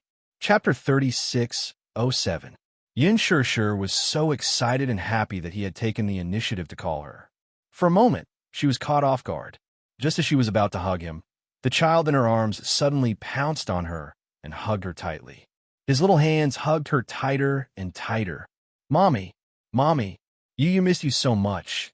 Muyaja was also stunned. Yin Shir was also stunned. That familiar voice was enough to make her heart burn. Yin Shir hugged him even tighter in surprise. "Yu Yu, you're back. Is that you?" "Yu Yu." Gong Jie had told her about Yu Yu's situation. Yu Yu had dual personalities. One was the son of light, and the other was the son of darkness. One side was pure and innocent, while the other side was evil and cruel. Gong Jie said that Yu Yu's memory had been sealed, but his first personality had been killed by his second personality. Perhaps his memory could be recovered, but the innocent and kind Yu Yu of the past might not be able to come back. When Yin Shir first heard about this, she was shocked and flustered. She didn't know anything about dual personalities, nor did she know anything about the dark side. Her Yu Yu was so pure and innocent. How could he be so cruel and cruel?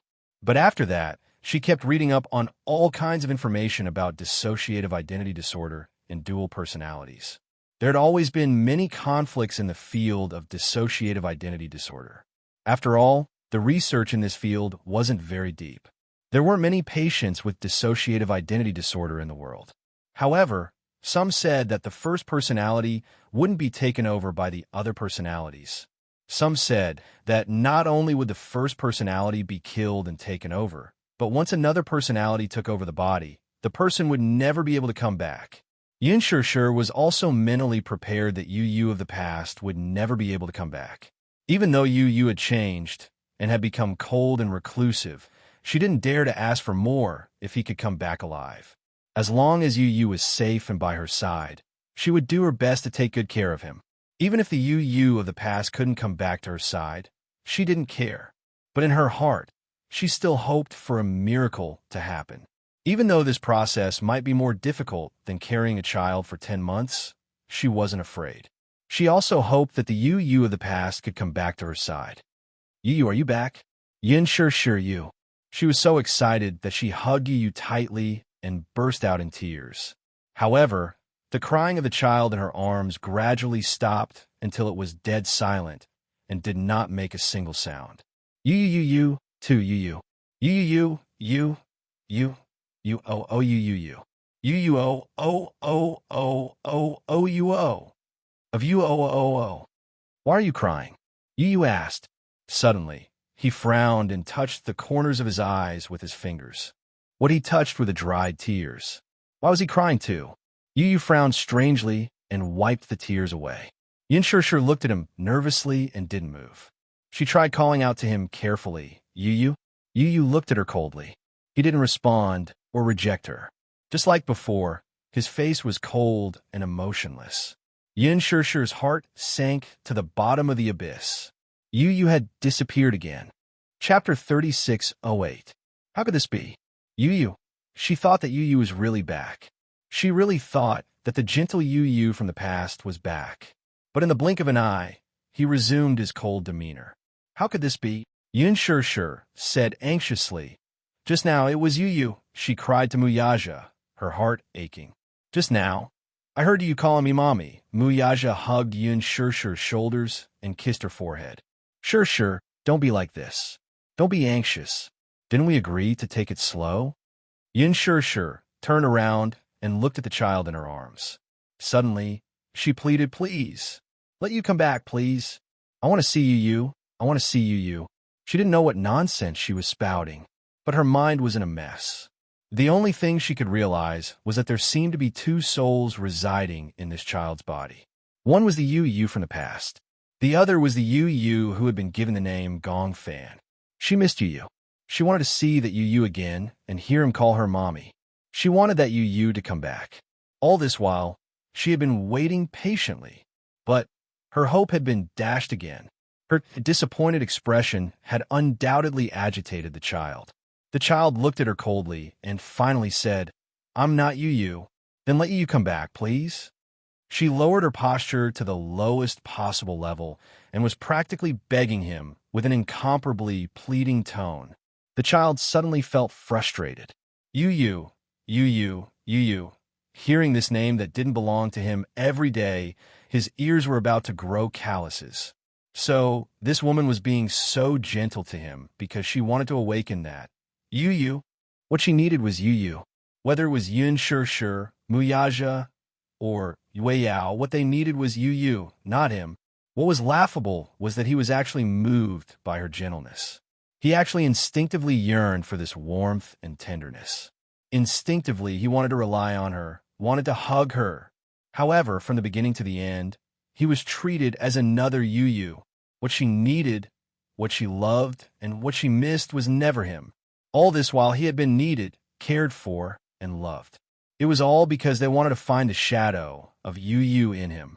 It was as if this body had always belonged to Yu Yu, and he had been treated as an invader, occupying this body as an enemy. He had never been needed, or even rejected by them. Was he hated or rejected? He also wanted to try his best to adapt to the role of Yu Yu. But he wasn't Yu Yu. So, stop calling him Yu Yu. The child was anxious and frustrated. He pushed her away forcefully. I've said it before. I'm not Yu Yu. Yun Shir was pushed to the ground, and her eyes were filled with shock. Muyaja also looked at him in disbelief. He didn't expect him to revert back to that cold and aloof self when he had just returned to the Mu family. The child was obviously losing control of his emotions. He stood up, and his body swayed slightly. The child tried his best to stabilize himself and turned to look at Yun Shir. He said in disappointment and anger, "Don't call me that again. I'm not Yu Yu, I'm not. Yu Yu." Chapter 36:09. Yun Shir was heartbroken when she heard that.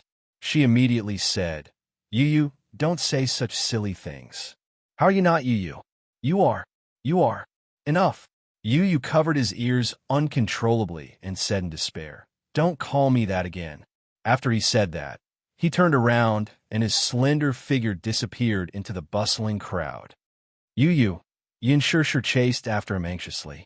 However, it was too crowded. Yu Yu was not tall and was very skinny. He managed to squeeze through the crowd. However, she was blocked by the crowd. "What should we do?" Muyaja held her hand and comforted her. "Don't worry." He held her hand and followed the direction in which Yu Yu had left.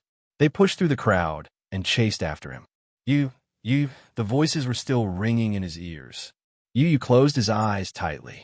His fragile body seemed to be on the verge of collapsing in the crowd. "Don't call me that again. Don't." He finally calmed down. However, when he looked around, he was surrounded by the crowd. On the stage, rock music was playing intensely. The crowd was also excited by the explosive rhythm. Some of them sang loudly along with the music. Some of them screamed hysterically. Yu Yu felt a little dizzy. He felt that the noise was getting further and further away. All he could hear was the buzzing of the crowd. "Excuse me." Someone rushed over and pushed through the crowd.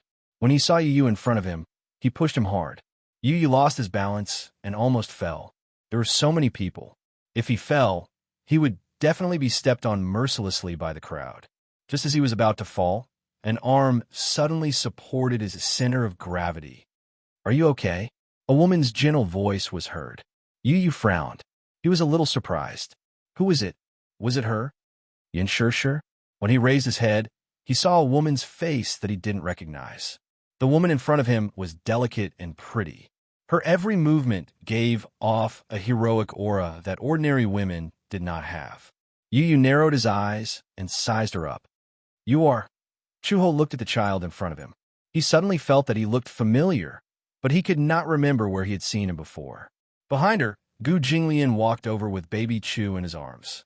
Lin she followed beside him and was puzzled to see Chu he grabbing a child's arm. Gu Jinglian's handsome face darkened when he saw the child's face clearly. "It's you." Yu Yu turned to look at the man, and his eyes instantly turned gloomy. "Gu." When enemies met enemies. And Yu Gu Jinglian's face turned pale when he saw Yu Yu. Chuho was surprised when he saw his expression. "What's wrong? Do you know this child?" The man snorted coldly and said in an unfriendly tone, "I don't just know him." He also had a deep hatred. He still had a score to settle with this child. Yu Yu took a step back cautiously. A tiger would be bullied by a dog. This was not Hurricane, and he was alone. He would not gain anything if he went head-to-head with Gu Jinglian. Just as he was about to leave, Gu Jinglian grabbed him by the collar and lifted him up. "Why are you running?" Chapter 36:10. "He's just a child." "You child?" Gu Jinglian sneered. "He's not an ordinary child." He turned his head and fixed his gaze on Yu Yu's face. His eyes were cold. "He's from the Gong family, Gong Fan from the Hurricane group. He's not an ordinary child." Gong Fan. Hearing this name, Chuho's face also showed a surprised expression. Gong Fan. That was the child who had used her and Xiao Bao as a hostage to force Gu Jinglian to sign the agreement to cede Worth to him. How could he be so young? She looked so soft and squishy. She couldn't tell how vicious and merciless this child was. Yi was very calm. He narrowed his eyes and said calmly, "Gu Jinglian, I dare you to touch me." Before he could finish speaking, Gu Jinglian flicked his finger hard on the man's forehead with a loud and crisp sound. Yu Yu felt a concussion in his head and felt dizzy for a moment. He felt that his forehead was about to be shattered by this flick of his finger. Gu Jinglian said coldly, "This is my territory in Beijing. You asked me if I dare to touch you. What do you think?" Yu Yu was not afraid at all. He raised his leg and kicked him in his weakest spot. This move was ruthless, but Gu Jinglian had expected it and dodged in time. This child was really ruthless. Was this kick going to end his lineage? Gu Jinglian would not let him off so easily. He kicked him in the butt. Yu Yu, who had nowhere to hide, took the full brunt of the kick. He frowned in pain, but he did not show it on his face and maintained his composure. Gu Jinglian, you. Before he could finish, Gu Jinglian pinched his face and pulled hard. Ha! Rumor has it that the ruthless successor of the Hurricane Group, Gong Fan, is just SOSO without those mercenaries and bodyguards. However, this little guy was weak, yet he was still so arrogant. Who was he trying to show off to? Showing off in his territory, was he courting death? In a hotel room next to the square, a gray-haired, middle-aged man sat on the windowsill with a bottle of wine in his hand. He was drunk and on the verge of collapsing. If it weren't for the guardrails outside the windows of the room, he would have lost his balance and fallen. He picked up the wine bottle and took a big gulp. When he opened his eyes again, there was a terrifying, murderous intent in them. In the square, the crowd was bustling with noise. The crowd danced to the music, getting high. However, the livelier the crowd was, the more the man felt indignant. Just last month, he was fired by the company. Half of his life, he worked hard for the company, but all he got in return was a letter of dismissal. He lost his job, and his wife left him with their child. Just a few days ago, he saw his wife walking on the street with another strange man. They looked so sweet. Only then did he suspect that his wife had betrayed him. For so many years, he had suffered untold hardships. In order to support his family, he had been constantly on the move every day. In order to support his family, he had almost exhausted all his energy. In the end, what did he get in return? In exchange, he was chased away by the company and betrayed by his wife. Even his son refused to meet him. He had wanted to visit him several times, but his son avoided him. He even said that he would never acknowledge him as his father. What did he do wrong? Chapter 36:11. He looked down at the crowd in the square. Every single one of them was so happy. He then looked at himself. He was like an orphan who was abandoned by the world. Why did the world only give him endless despair when the others were so happy? The more he thought about it, the more he felt that it was unfair. Since the world had abandoned him, then don't blame him for taking revenge on the world. The man finished his glass of white wine in one gulp and took out an AK-47 from under the windowsill. He swayed as he crouched beside the windowsill.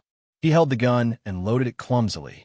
Then, he aimed the gun at the crowd and slowly pulled the trigger. He was already drunk.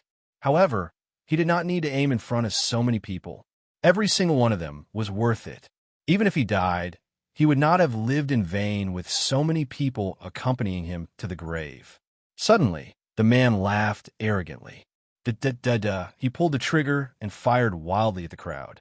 In the square, Gu Jinglian suddenly heard gunshots. He looked towards the direction of the sound. The square was too big, and the music on the stage was still loud.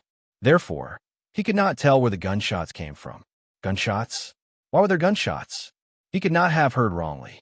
Those were gunshots. Chuho also heard the gunshots that were almost drowned out by the noise.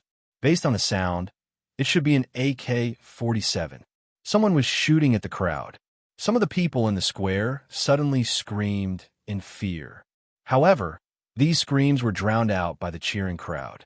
The singer on the stage still did not realize what was going on. He was still sweating profusely as he held the microphone and performed with all his might. Most of the people in the crowd did not realize that the Grim Reaper was quietly approaching. Therefore, everyone was immersed in the music. The sound manipulator also realized that something was wrong. He received a radio message saying that someone was shooting at the crowd and asked for the music to be stopped immediately. The sound manipulator immediately stopped the music. The staff went on stage and covered the singer as he left the stage. The music suddenly stopped. Da-da-da.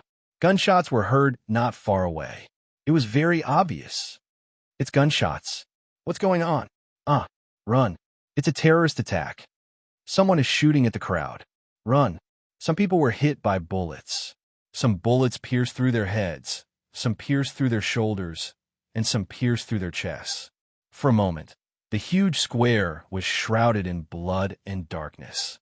Seeing that their companions were injured, many people were so frightened that they screamed and cried. Help! Someone's injured, call an ambulance.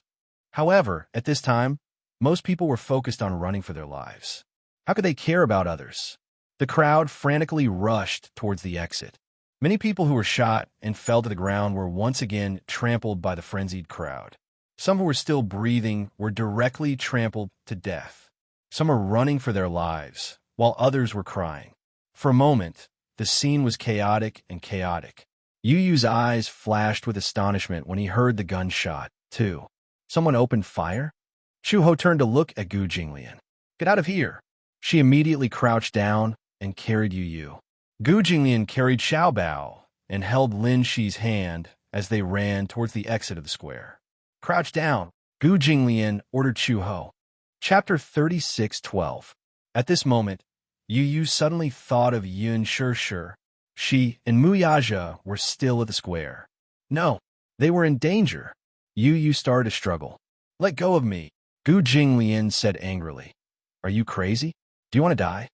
Let go of me, Yu Yu said to Chu-ho. I want to go back. Chu-ho did not allow him to struggle and hugged him even tighter. It's too dangerous to go back. Quickly leave this place, Yu Yu said coldly. I don't need you to care about me. Let go of me. Let go. Impossible. Chu-ho had a strong sense of justice. No matter what, Yu Yu was just a child. She could not leave a child in such a dangerous place. Yu Yu grabbed her collar tightly. I said, let go of me. You don't have to be responsible for my life or death. As he said that, he kicked Chu-ho hard. Chu-ho felt the pain and almost fell down. This was a rare opportunity.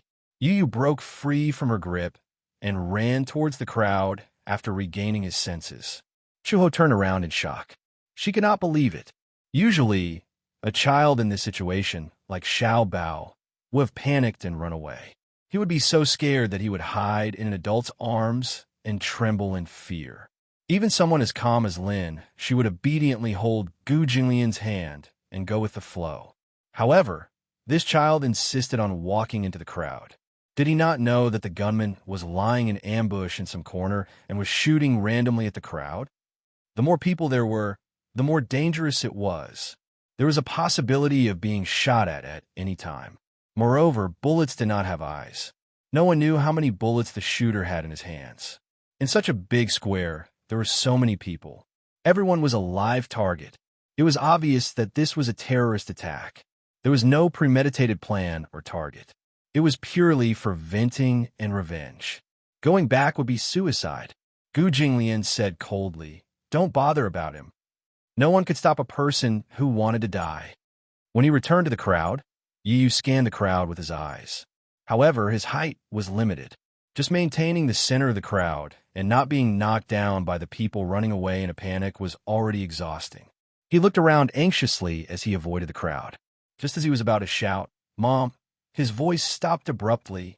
In his subjective consciousness, he was unwilling to be called this name. But now, if he didn't call them that, how would he find them and meet up with them?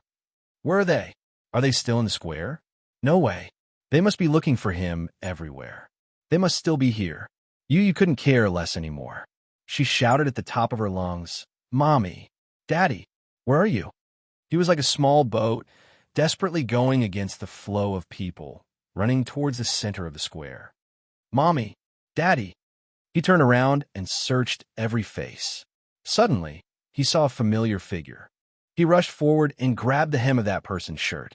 Mommy. The woman turned around, but her face was covered in blood. She pushed his hand away almost instantly and ran towards the exit, following the flow of people. It wasn't her. Then where could she be? Yu Yu was even more flustered. He continued to go against the flow of people. Mommy! Mommy! Gradually, his voice sounded like he was about to cry. He looked around helplessly. The lights on the stage were off. The square was plunged into a deathly silence. Chapter 36:13. Mommy, Yu kept searching in the crowd.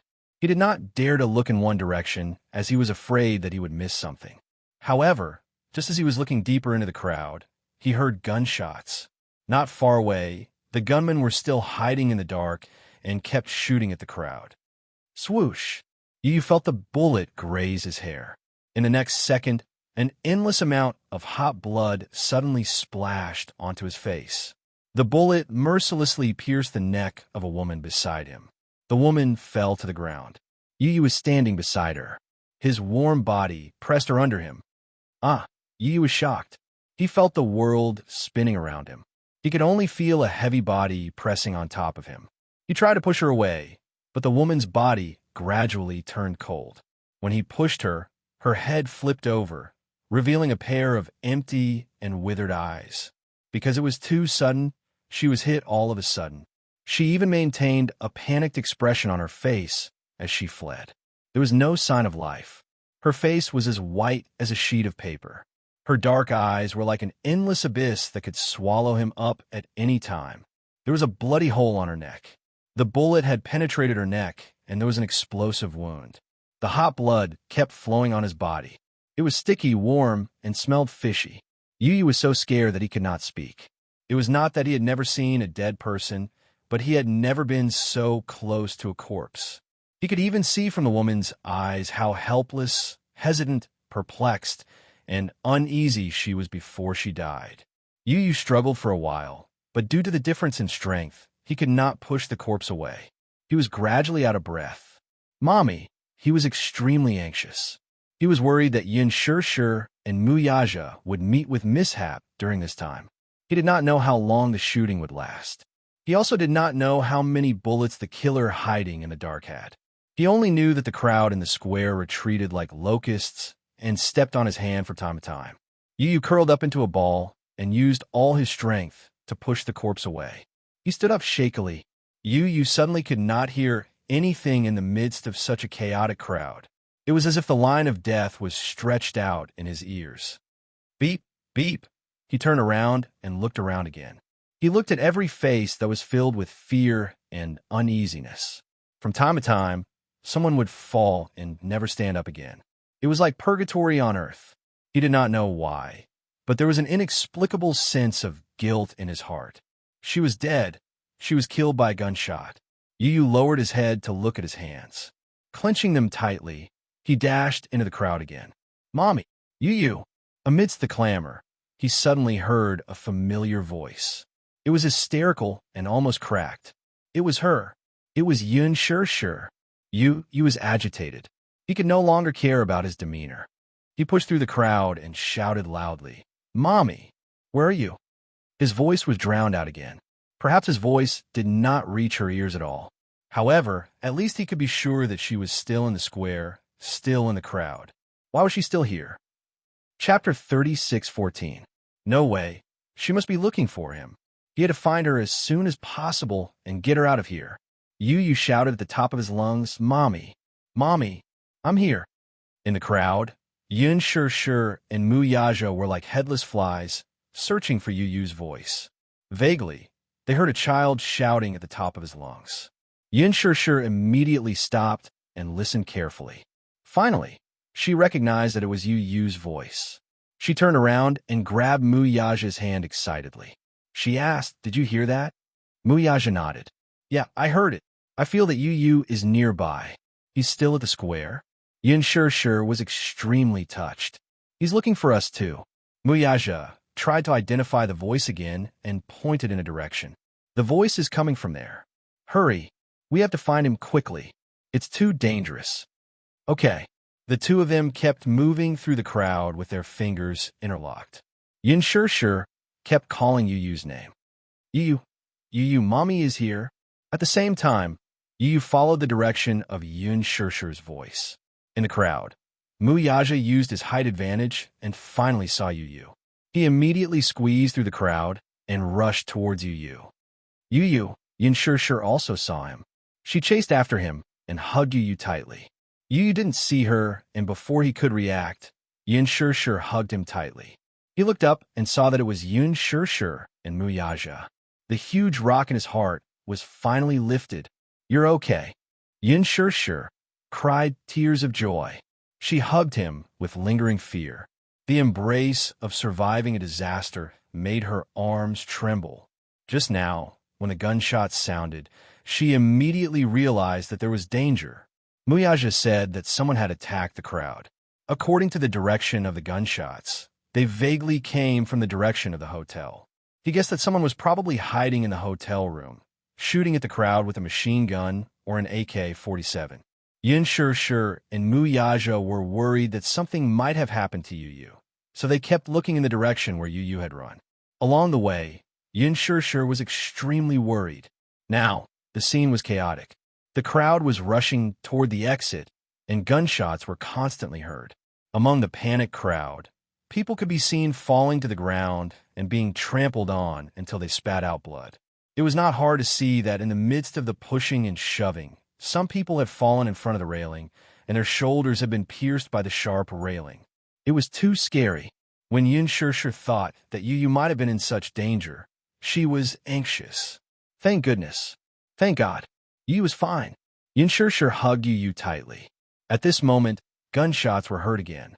She screamed in fear and covered Yu as they lay on the ground. Muyaja also used his body to protect the mother and son. Looking around, he saw that the crowd was retreating. This meant that the density of the crowd was decreasing and the possibility of them being exposed to the killers was increasing.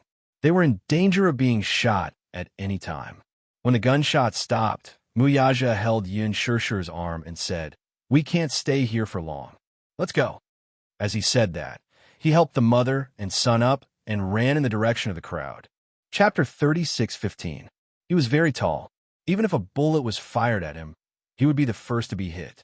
Yin Shirshir and Yu would definitely be safe. It was almost instinctive for him to want to protect them from harm. Yin Shirshir was in a panic and did not notice Muyaja's special position. Yu, on the other hand, was very sensitive and noticed it immediately. Muyaja was protecting them. Yu suddenly felt a strange feeling in her heart. Touched? Guilty? Mixed feelings. "Let's go this way." Muyaja pulled Yin Shirshir's arm, while Yin Shirshir protected Yu. The three of them ran towards the crowd. The police sirens were heard. The police cars and ambulances were alerted and rushed over. On the other side of the square, there was a big crowd on the street facing the road. Everyone had scattered here and left the square. This was a temporary safe zone. Yu saw many people either kneeling on the ground or lying on the ground. They were hugging their heads and crying. Many of them were injured. Although the injuries were not fatal, they had lost a lot of blood. Some of them were out of danger and immediately called their family and friends to tell them that they were safe. Some of them were crying as they talked on the phone. They had not recovered from the shock of surviving a disaster. Some couples were hugging each other. Some were hugging their injured friends and crying in fear. "Help! There are injured people here. Where's the doctor? Where's the nurse? Quick, save me." There were many children in the crowd. They were so frightened by this sudden incident that they started crying. The parents kept comforting and hugging them. Yin Shirshir held Yu's hand and ran all the way here. She was exhausted. After making sure that they had arrived safely, she was so frightened that she fell to the ground. She did not have the energy to say another word. Muyaja also knelt on the ground. Yu looked at him and was shocked by the blood on his shoulder. Yu stared straight at him. She pointed at his shoulder and said, Your shoulder is covered in blood." When Yin Shirshir heard this, she turned around and looked at Muyaja. She was frightened by the blood-stained sleeve on his shoulder. She threw herself at him, looking helplessly at the blood-stained sleeve on his shoulder. She asked anxiously, "What happened?" "I'm fine. Don't worry. I was probably grazed by a bullet. Earlier, when he was running all the way here, he didn't realize that he was injured. He only knew that he had to leave this dangerous area as soon as possible, so he didn't realize that he was injured." Yin Shirshir did not know what to do, but Yu was the first to run over. He gently pushed Yin Shirshir away and said to Muyaja, "Sit down." He was too tall. He couldn't move. Muyaja disagreed. Don't worry. Sit down. Muyaja had no choice but to sit down. Yu pinched the ends of his sleeve and tore it open forcefully. He heaved a sigh of relief when he saw the wound. He thought that he had been hit by a bullet. He looked at the wound. It was only grazed by a bullet, and there was a lot of blood. He cleaned the wound a little, tore a piece of cloth from his shirt, and simply bandaged the wound. He pressed on it to stop the bleeding. Yin Shirshir was stunned. Yu knew why she was surprised. He explained, I've learned some basic bandaging and bleeding control. These were not difficult. If he was injured at a critical moment, the most important thing was to stop the bleeding. This was what Lisa had taught him. These were the most basic first aid techniques. Chapter 36:16. At first, he was not willing to learn, but Lisa forced him to learn. After all, he often went to war zones. If there was an accident, she could not be by his side to protect him. If he was injured, basic bleeding control could save his life. Muyaja saw Yin Shirshir's worried expression and immediately comforted her. Don't worry, it's just a simple scratch. It's nothing serious. It's good that you're okay. Yin Shirshir sat in front of him, still in a state of shock. She wiped away her tears and heaved a sigh of relief as she finally calmed down. The police arrived quickly. With the clues provided, they immediately sneaked into the hotel and checked the rooms one by one. Finally, the attacker in a room on the 15th floor was killed on the spot. When they entered the room, everyone was shocked. The room had become an armory. There were AK-47s, machine guns, pistols, and even grenades that were not thrown out in time. It was hard to imagine how terrifying the situation would be if grenades were thrown into such a dense crowd. At that time, the number of casualties would probably increase by several times. The specific reason for the attack would have to wait until the case was filed for investigation. However, this was probably the most violent social terrorist incident in a long time. In a huge square, there were countless casualties. Preliminary estimates put the number of casualties in the hundreds. In the past, there had never been such a bad public security incident. The law in the country strictly controlled firearms. It was illegal to carry a gun. Ordinary criminals did not have such channels to get their hands on guns. This attack had never happened before. Yin Shirshir called Gong Jie. Gong Jie handed Yue out to the nanny and drove over. However, the square was heavily congested with traffic. All the vehicles had to make way for the police cars and ambulances. There were more than 10 ambulances that were constantly transporting the injured. Cries, sobs, and screams were still incessant. Yin Shirshir looked at the square through the railing. From afar, she could see that the ground was in a mess. Many light sticks were scattered on the ground, drink bottles, cans, and many corpses were scattered on the ground, as well as the wailing injured. It was hard to imagine that not long ago, this place was peaceful. Music, beer, light sticks, cheers, and screams. Now, it had become hell on earth. Hundreds of corpses were piled on the ground, and blood flowed like a river. Yin Shirshir had never seen such a scene before. She still felt that this was a complete nightmare. The scene was cordoned off and maintained. Yu also stared blankly, unable to react for a long time. This accident, without the need for an official announcement, had already been defined as a bad shooting. How could this be? How could this be? The tragic cries still echoed in his ears. For the first time in her life, Yu felt that weapons could bring about such a terrifying hell.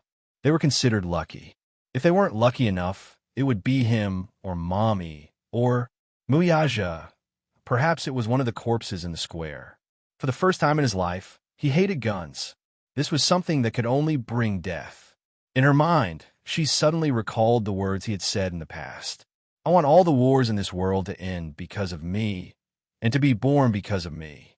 But what was before them was war. However, after experiencing death for themselves, perhaps only then did they realize how terrifying death and war were. Chapter 36:17. Gong Jie finally arrived at the scene. When Yin Shirshir saw him, she walked over and said to Gong Jie, Shao Jie, your brother-in-law is injured. Hurry up and send him to the hospital. What's going on? Gong Jie did not know what had happened. When he arrived, he saw Yu standing alone at the side, looking at the cordoned-off square. Her back view looked lonely and bleak. Yin Shishir was guarding Muyaja. Not long ago, someone was shooting at the square with a gun. There were many casualties. Gong Jie questioned, "Where's the ambulance? I saw many ambulances coming here." Yin Shishir shook her head and said, "There are too many injured people. Those who are seriously injured take priority." Muyaja was only grazed, so the ambulance only bandaged him. Yin Shishir was extremely anxious. Even though Muyaja kept comforting her, saying that it was just a small injury and that it was not a big deal. But she was very anxious. Gong Jie checked Muyaja's injury. It was indeed a small injury. Once the bleeding stopped, it would not be a big deal. A graze from a bullet would not leave any scars. He also said, Sure, don't worry too much. I've taken a look. It's really a small injury." Seeing that Gong Jie also said so, Yin Shishir was relieved. When Muyaja said that it was a small injury, she thought that he was afraid that she would be worried and comforted her. So he said that. Gong Jie understood the situation and was a little surprised when he found out what had just happened. The security in Beijing is very good. Why would there be a shooting incident for no reason? Yin Shishir was also confused. Yu suddenly turned around and said coldly, "It's probably to take revenge on society." When Gong Jie heard this, he did not say much. He only said, "Get in the car. Even if it's just a minor injury, it still needs to be treated as soon as possible." Muyaja nodded and stood up. He said to Gong Jie, "Don't go to the big hospital in the city center. There are a lot of injured people there. With this wound, any hospital will do." All right. The three of them got into the car, and Gong Jie drove them to a relatively remote area. They randomly found a medium-sized hospital. The way in was very congested, but the way out was much wider. The ambulance prioritized sending the injured to the nearest hospital. Therefore, the few big hospitals near the city center were all overcrowded. In comparison, although this hospital was a little out of the way, it was fortunate that there were not many people. Soon, the queue was filled. While Muyaja was treating his wounds, Yu bumped into Gu Jinglian again in the corridor. Who would have thought that the two of them would be so fated to be admitted to the same hospital? Gu Jinglian was not injured. The one who was injured was Lin Shi. When he was leaving with the crowd, he got a small cut on his arm by a fallen railing. He needed a few stitches. When the two of them met again, Gu Jinglian did not expect that Yu would be safe and sound. When he saw Yu running against the crowd to the center of the square, he thought that he must have been killed. Even if he could dodge the bullets, he would not be able to dodge the crowd. He was afraid that he would suddenly fall and be trampled by the crowd. There were so many injured people. Some of them were shot by the bullets, while most of them were trampled by the crowd when they fell. Some of them were not injured, but many of them were trampled to death when they fell in the crowd. When Gu Jinglian saw Yin Shishir sitting behind Yu, he immediately understood why he was in such a hurry to come back. He was looking for someone. Chapter 36:18. He did not expect the cold and heartless child to have such a soft side. Gu Jinglian was a little surprised. When Yu saw Gu Jinglian, he lowered his head and did not say anything. Gu Jinglian crossed his arms. "Why, don't you recognize me?" When Yin Shishir heard the voice, she looked up and saw Gu Jinglian. Her eyes widened in surprise. She recognized him.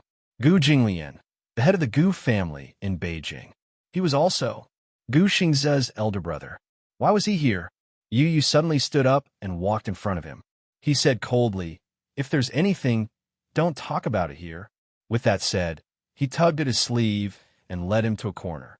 When he turned around, Yu's gaze was filled with hostility. "Gu Jinglian, what exactly is it that you're haunting me like a ghost?" Gu Jinglian crossed his arms in front of his chest calmly. "What do I have to do with you, Gong Fan? We haven't settled the score between us yet." "What score?" "The matter in North Africa is not something that can be forgotten so easily," Gu Jinglian said expressionlessly. "Werther is the core of the Gu family in North Africa. You used those despicable methods to take it away from me. How are we going to settle this score?" "Despicable?" You did not think much of it. He said faintly, "Gu Jinglian, don't make yourself sound so noble. I don't need to mention how you got that piece of land in Werther, right? That piece of land in Werther used to belong to Hurricane. In order to get that piece of land, the Gu family did not necessarily use honorable methods. Now, he was saying that he was despicable? So what? He only looked at the results and did not ask about the process. Gu Jinglian sized him up silently. Suddenly, he squatted in front of him and said slowly, "I have to say, you're really impressive to have such skills at such a young age. However, I did lose the matter in North Africa. I have no objections. However, I hope that you won't go against me in the future." He paused for a moment and said with some difficulty, "After all, you're just a child. If I'm too harsh on you, I'll be going too far." The boy's lips curled into a smile when he heard that. "I also hope that you won't go against me. Otherwise, I will also feel very embarrassed to have you suffer so much." The two of them had similar auras, so it was difficult to determine who was superior.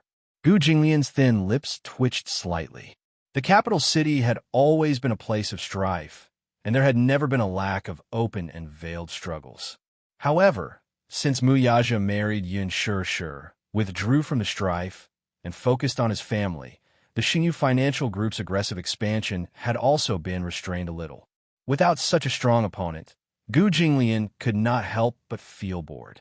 Still, with a powerful up-and-coming talent like Yin Tianyu around, it would not be too boring for her. Gu Jinglian stood up, touched his head provocatively, and turned to leave. Yu Yu watched his back coldly and returned to Yin Shishir's side. At this time, Muyaja's wound had been treated. Seeing him appear out of nowhere, he asked suspiciously, "Where did you go just now?" Yu Yu turned his face away and did not say a word. It was as if he had returned to the day when he had just returned to the Mu family and locked himself in his own world, as if he was isolated from the world. Muyaja was stunned, but he smiled. He understood his son's character. He was arrogant, sharp-tongued, and insincere. Chapter 36:19. He heard Yu Yu calling him Daddy. He heard Yu Yu calling him Daddy. His heart was burning with anxiety. That was enough. At least it proved that his Yu Yu had never left.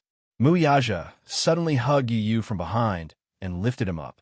Yin Shishir saw this and couldn't help but say angrily, "You're injured and you're still so restless." However, Muyaja said, "It's nothing. It's just a small injury." He bent down and gently kissed Yu Yu's forehead. Yu Yu's face instantly heated up. He turned his face away awkwardly to avoid him. With an unnatural expression, he said, "What are you doing?" "Carrying my son."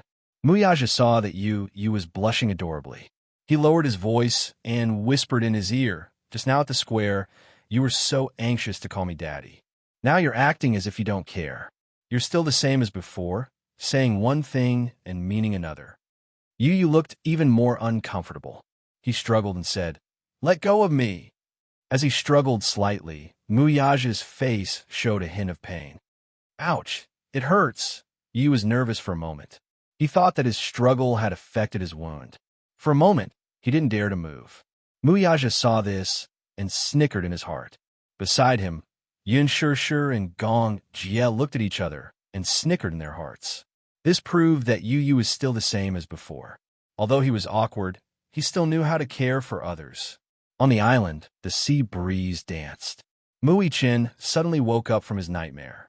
Outside the window, the sun was already shining brightly. It was a dream. He held his forehead with a headache. When he woke up just now, he had completely forgotten the contents of his dream. He only knew that in his dream, he seemed to be very sad and upset. He seemed to have dreamed of Yu Yu. Yu Yu. Half a month had passed since she swapped identities with Yu Yu. However, he was still not used to everything on the island. Boredom, loneliness, solitude, desolation. Sometimes, when Lisa was around, there was a companion. Although Lisa wasn't good with words and didn't like to talk, she didn't dare to start a conversation with Xiaoi Chen. She always acted indifferent. However, regardless of whether she liked to talk or not, at least she had someone to keep her company. When Lisa was not around, Xiaoi Chen had developed the ability to communicate with objects. Sometimes, he would talk to himself while walking. Ask and answer questions to yourself. If he didn't do that, he wouldn't know how to prove that he was still alive. Apart from breathing, thinking, and talking, Xiaoi Chen felt like he was about to go crazy from boredom on this island. Lisa secretly gave him a tablet, With the tablet, when Xiao Qian was bored, he would play games on the tablet to pass the time. He downloaded a pet training game called Pet Manor. In the game, he could adopt pets, build a pet manor, raise pets, and even talk to them. After training, the pets could even understand his commands and respond accordingly. He had a French bulldog named Yu and a ragdoll cat named Lisa. One day, Xiao Qian held the tablet and talked to Yu. Lie down. On the screen, the cream-colored French bulldog lay down obediently. It stuck out its tongue and tilted its head to look at him. Xiao Qian rubbed its round head and barked again. Yu. The bulldog barked in joy. Woof. Chapter 36:20. The bulldog barked in joy. Woof. What's 1 plus 1? The bulldog hesitated for a few seconds and barked a few times. Xiao Qian continued. What's 3 plus 9 to 4 plus 15 to 80 plus 2? The bulldog was stunned and looked at him in confusion. Xiao Qian was amused and laughed out loud. Look, you don't even know how to add and subtract such simple numbers. You always say that I'm an idiot, but I think you're the idiot. Idiot Yu. The bulldog understood the word idiot and lay on the ground weakly, revealing an innocent and pitiful expression. The ragdoll cat, Lisa, walked past Yu gracefully and curled up into a ball on the cat bed. Xiao Qian said again, Lisa, come here. The ragdoll cat licked her paws and turned her head lazily to look at him. However, she seemed indifferent and ignored him.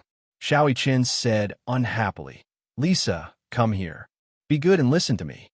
Only then did the ragdoll walk gracefully to the screen and sit beside Yu with a noble and inviolable look on her face. Xiao Qian said, lie down. Meow. Lisa meowed lazily but did not move. In this game, cats were the hardest to tame.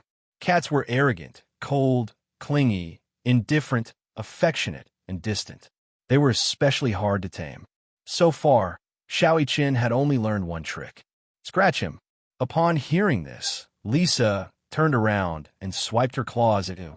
She was shockingly fierce. Ha ha ha. Xiao Qian was amused by this scene and laughed until he was rocking back and forth. When he looked up, he saw the real Lisa's cold face. Xiao Qian was scared out of his wits. He froze and did not dare to move. Lisa put the tablet on the table and asked in a neutral tone, Is it fun? It's okay. He scratched his face. Yeah, it's just to pass the time. Is this game very fun? Xiao Qian said awkwardly. It's okay, I guess. Lisa glanced at him expressionlessly, and her gaze fell on the screen. That noble ragdoll cat. At least he knew what was good for him. She was set to be a ragdoll cat. If she was set to be a dog, she would scratch him.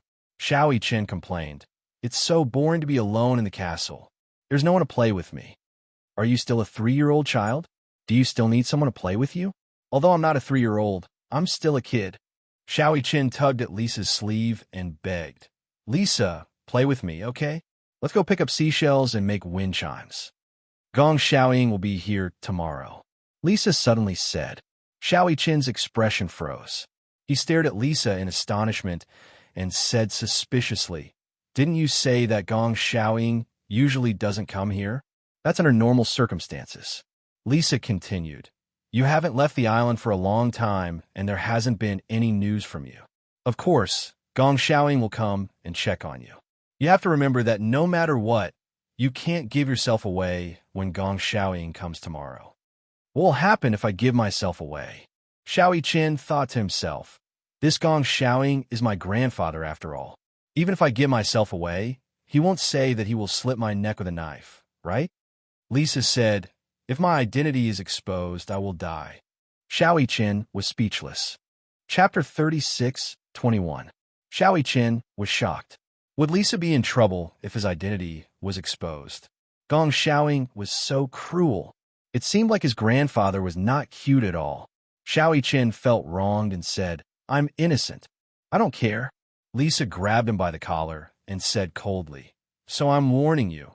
If you expose yourself, I won't let you off. Then, how can I not expose myself? Xiao Qian spread his hands and said, You and I talk like each other. How can he recognize us? It's fine if you don't talk, but once you do, you expose your IQ. After a pause, Lisa continued, How can a leader who founded the Hurricane Group be so stupid? Besides, do you think he doesn't know that your mommy gave birth to twins? Not only does he know, but he also knows the biggest difference between you and Yu. Yes, she admitted. Yu and Xiaoi Chen really looked alike. However, this did not mean that they would not be exposed in front of a sly old fox like Gong Xiaoying. Xiaoi Chen was curious and asked, "What's the difference?" Lisa said coldly, "One is talkative, the other is quiet." He was caught off guard. Xiaoi Chen felt wronged. He did not think that he was a talkative person. Why did everyone say that he was talkative? Anyway, when he comes, you should talk less, eat less, and make less facial expressions. Xiaoi Chen did not understand. I can understand if you want to talk less and make less facial expressions, but why should I eat less? Lisa said expressionlessly. Yu eats very little. He doesn't eat as much as you. Usually, he only eats a few meals, but you ate 3 big bowls at once. It would be strange if he didn't suspect anything. Xiaoi Chen felt that what she said made sense. All right, he won't be here for long anyway. Although he won't be here for long, you can't let your guard down. Understand? Xiaoi Chen saluted and said lazily, "Yes, sir. Isn't it just eating less, talking less, and making fewer expressions? I might as well lock myself in my room." Lisa raised her chin and said, "In fact, Yu has always been like this. He rarely leaves his room. So when he comes, you better stay in your room and don't go anywhere, okay?" Got it. The next day, Xiaoi Chen woke up early and ate 2 big bowls of rice before Gong Xiaoying arrived. However, by noon, Gong Xiaoying was still nowhere to be seen. Could it be that he wasn't coming? Xiaoi Chen thought excitedly that it would be best if she didn't come. It would save him the trouble of pretending to be Yu. In the afternoon, while he was taking an afternoon nap, he vaguely heard the sound of the door closing. Then, he heard Lisa and Alice's voices. Xiaoi Chen turned over and squinted his eyes. "Lisa, is he here?" "Master, young Master Fan is still taking an afternoon nap." Lisa didn't answer him immediately, but said this instead. Xiaoi Chen frowned and opened one of his eyes. However, he was surprised to see that the bed was surrounded by a crowd. He sat up in surprise, only to see Liza and Alice staring at him nervously and giving him meaningful looks. Xiaoi Chen snapped out of his daze and glanced at the other side of the bed. He saw a man in his 50s standing in front of the window. He was wearing a suit and a military-style waistcoat. He was tall and handsome, but when he looked at him, his aura was intimidating. Chapter 36:22. He recognized that this man with a strong aura was Gong Xiaoying, his grandfather. Little Li Chen immediately retracted his expression and put on an extremely cold expression as he stared at him in a daze. Gong Xiaoying looked at him and then at Alice. "How's his condition?" Alice immediately replied, "He's almost recovered. After a year of recuperation, the functions of his organs are basically the same as a healthy person's." Xiaoi Chen lowered his head silently. His cold expression was no different from Yu's. Lisa's heart finally settled down. Gong Xiaoying came too suddenly. She had originally thought that something had happened at the last minute, so she canceled her trip and wouldn't be coming. She didn't expect Gong Xiaoying to come so suddenly. She wasn't mentally prepared for it. Xiaoi Chen was taking an afternoon nap, so Gong Xiaoying asked to see Xiaoi Chen. She was worried that Xiaoi Chen would be in a daze and wouldn't be able to react in time, so she told him that he was resting. However, Gong Xiaoying insisted on seeing him. She couldn't stop him, so she led him into the room uneasily. Fortunately, Xiaoi Chen reacted quickly. Even though he had just woken up and was confused, he wasn't so muddle-headed that he would give himself away. Gong Xiaoying sat down on the side of the bed and said slowly, "Why didn't you call me?" Xiaoi Chen looked up at him, but his mind skipped a beat. Lisa didn't mention how Yu usually addressed Gong Xiaoying. "Old master?" or "grandfather." Lisa hurriedly said, "Young Master Fan hasn't woken up yet." Gong Xiaoying laughed when he heard that. Even if he's still asleep, he can't have forgotten how to address me, right? Xiaoi Chen's heart suddenly felt uneasy. In the Gong family, etiquette was very important. When a junior met a senior, they would greet them. This was etiquette. Gong Xiaoying valued etiquette. Even the arrogant Gong Jia would have to greet his elders respectfully when he returned to Gong Xiaoying. There was a clear distinction between seniority and inferiority. Xiao Qin glanced at Lisa and noticed that she was clenching her fists nervously. For a moment, he also felt uneasy. "Outer," he called out tentatively while cautiously looking at Lisa to observe her expression. Seeing that Lisa did not express any strange attitude, he knew that calling him Grandpa was the right thing to do. "Grandfather," he called out in a low voice. Gong Xiaoying smiled in satisfaction. He patted his head and asked gently, "Are you still asleep?" Xiao Qin lowered his head and nodded lightly. Gong Xiaoying smiled and said, "Sleep a little longer." When Xiao Qin heard that, he felt as if he had been granted amnesty and fell straight onto the bed. He wished that he could avoid having to deal with Gong Xiaoying. It was simply a blessing that he could continue sleeping. This way, he would not have to rack his brains to think of a way to not expose himself. Gong Xiaoying lowered his body and covered him with the blanket. Then he stood up and walked out of the room. Before Lisa left, she whispered in his ear, "Yu is very respectful to Old Master. You must not give yourself away." Okay. Lisa then left with a peace of mind. Xiao Qin lay in bed until nighttime. When it was dinner time, he could no longer escape. Xiao Qin then left the room and walked into the dining room. At that moment, everyone was seated at the table, including Gong Xiaoying.